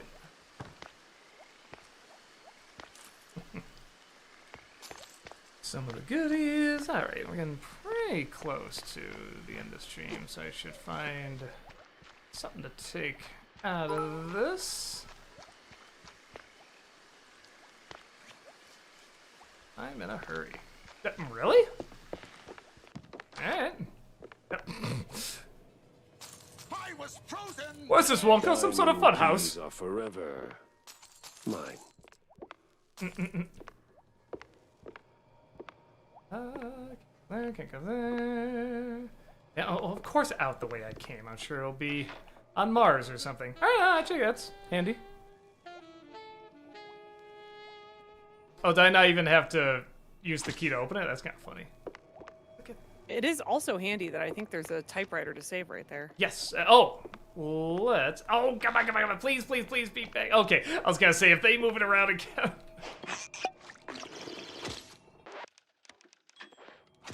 Alright, I think that's a good spot to stop. We just got 2 bit messages really fast. Sure. Movie Mike, thank you for the 300 bits. What do you think of the scene where Rango walks across the highway? I love the music in that scene. Yeah, I remember that being good. seen that in a while, so I guess I'd have to watch it again. But oh, unless you're thinking of like near the end, before the third act or the climax. Yeah, no, I do remember that scene being really good. JL, thank you for the 1,000 bits. Doug, are there any new shows you've started watching recently?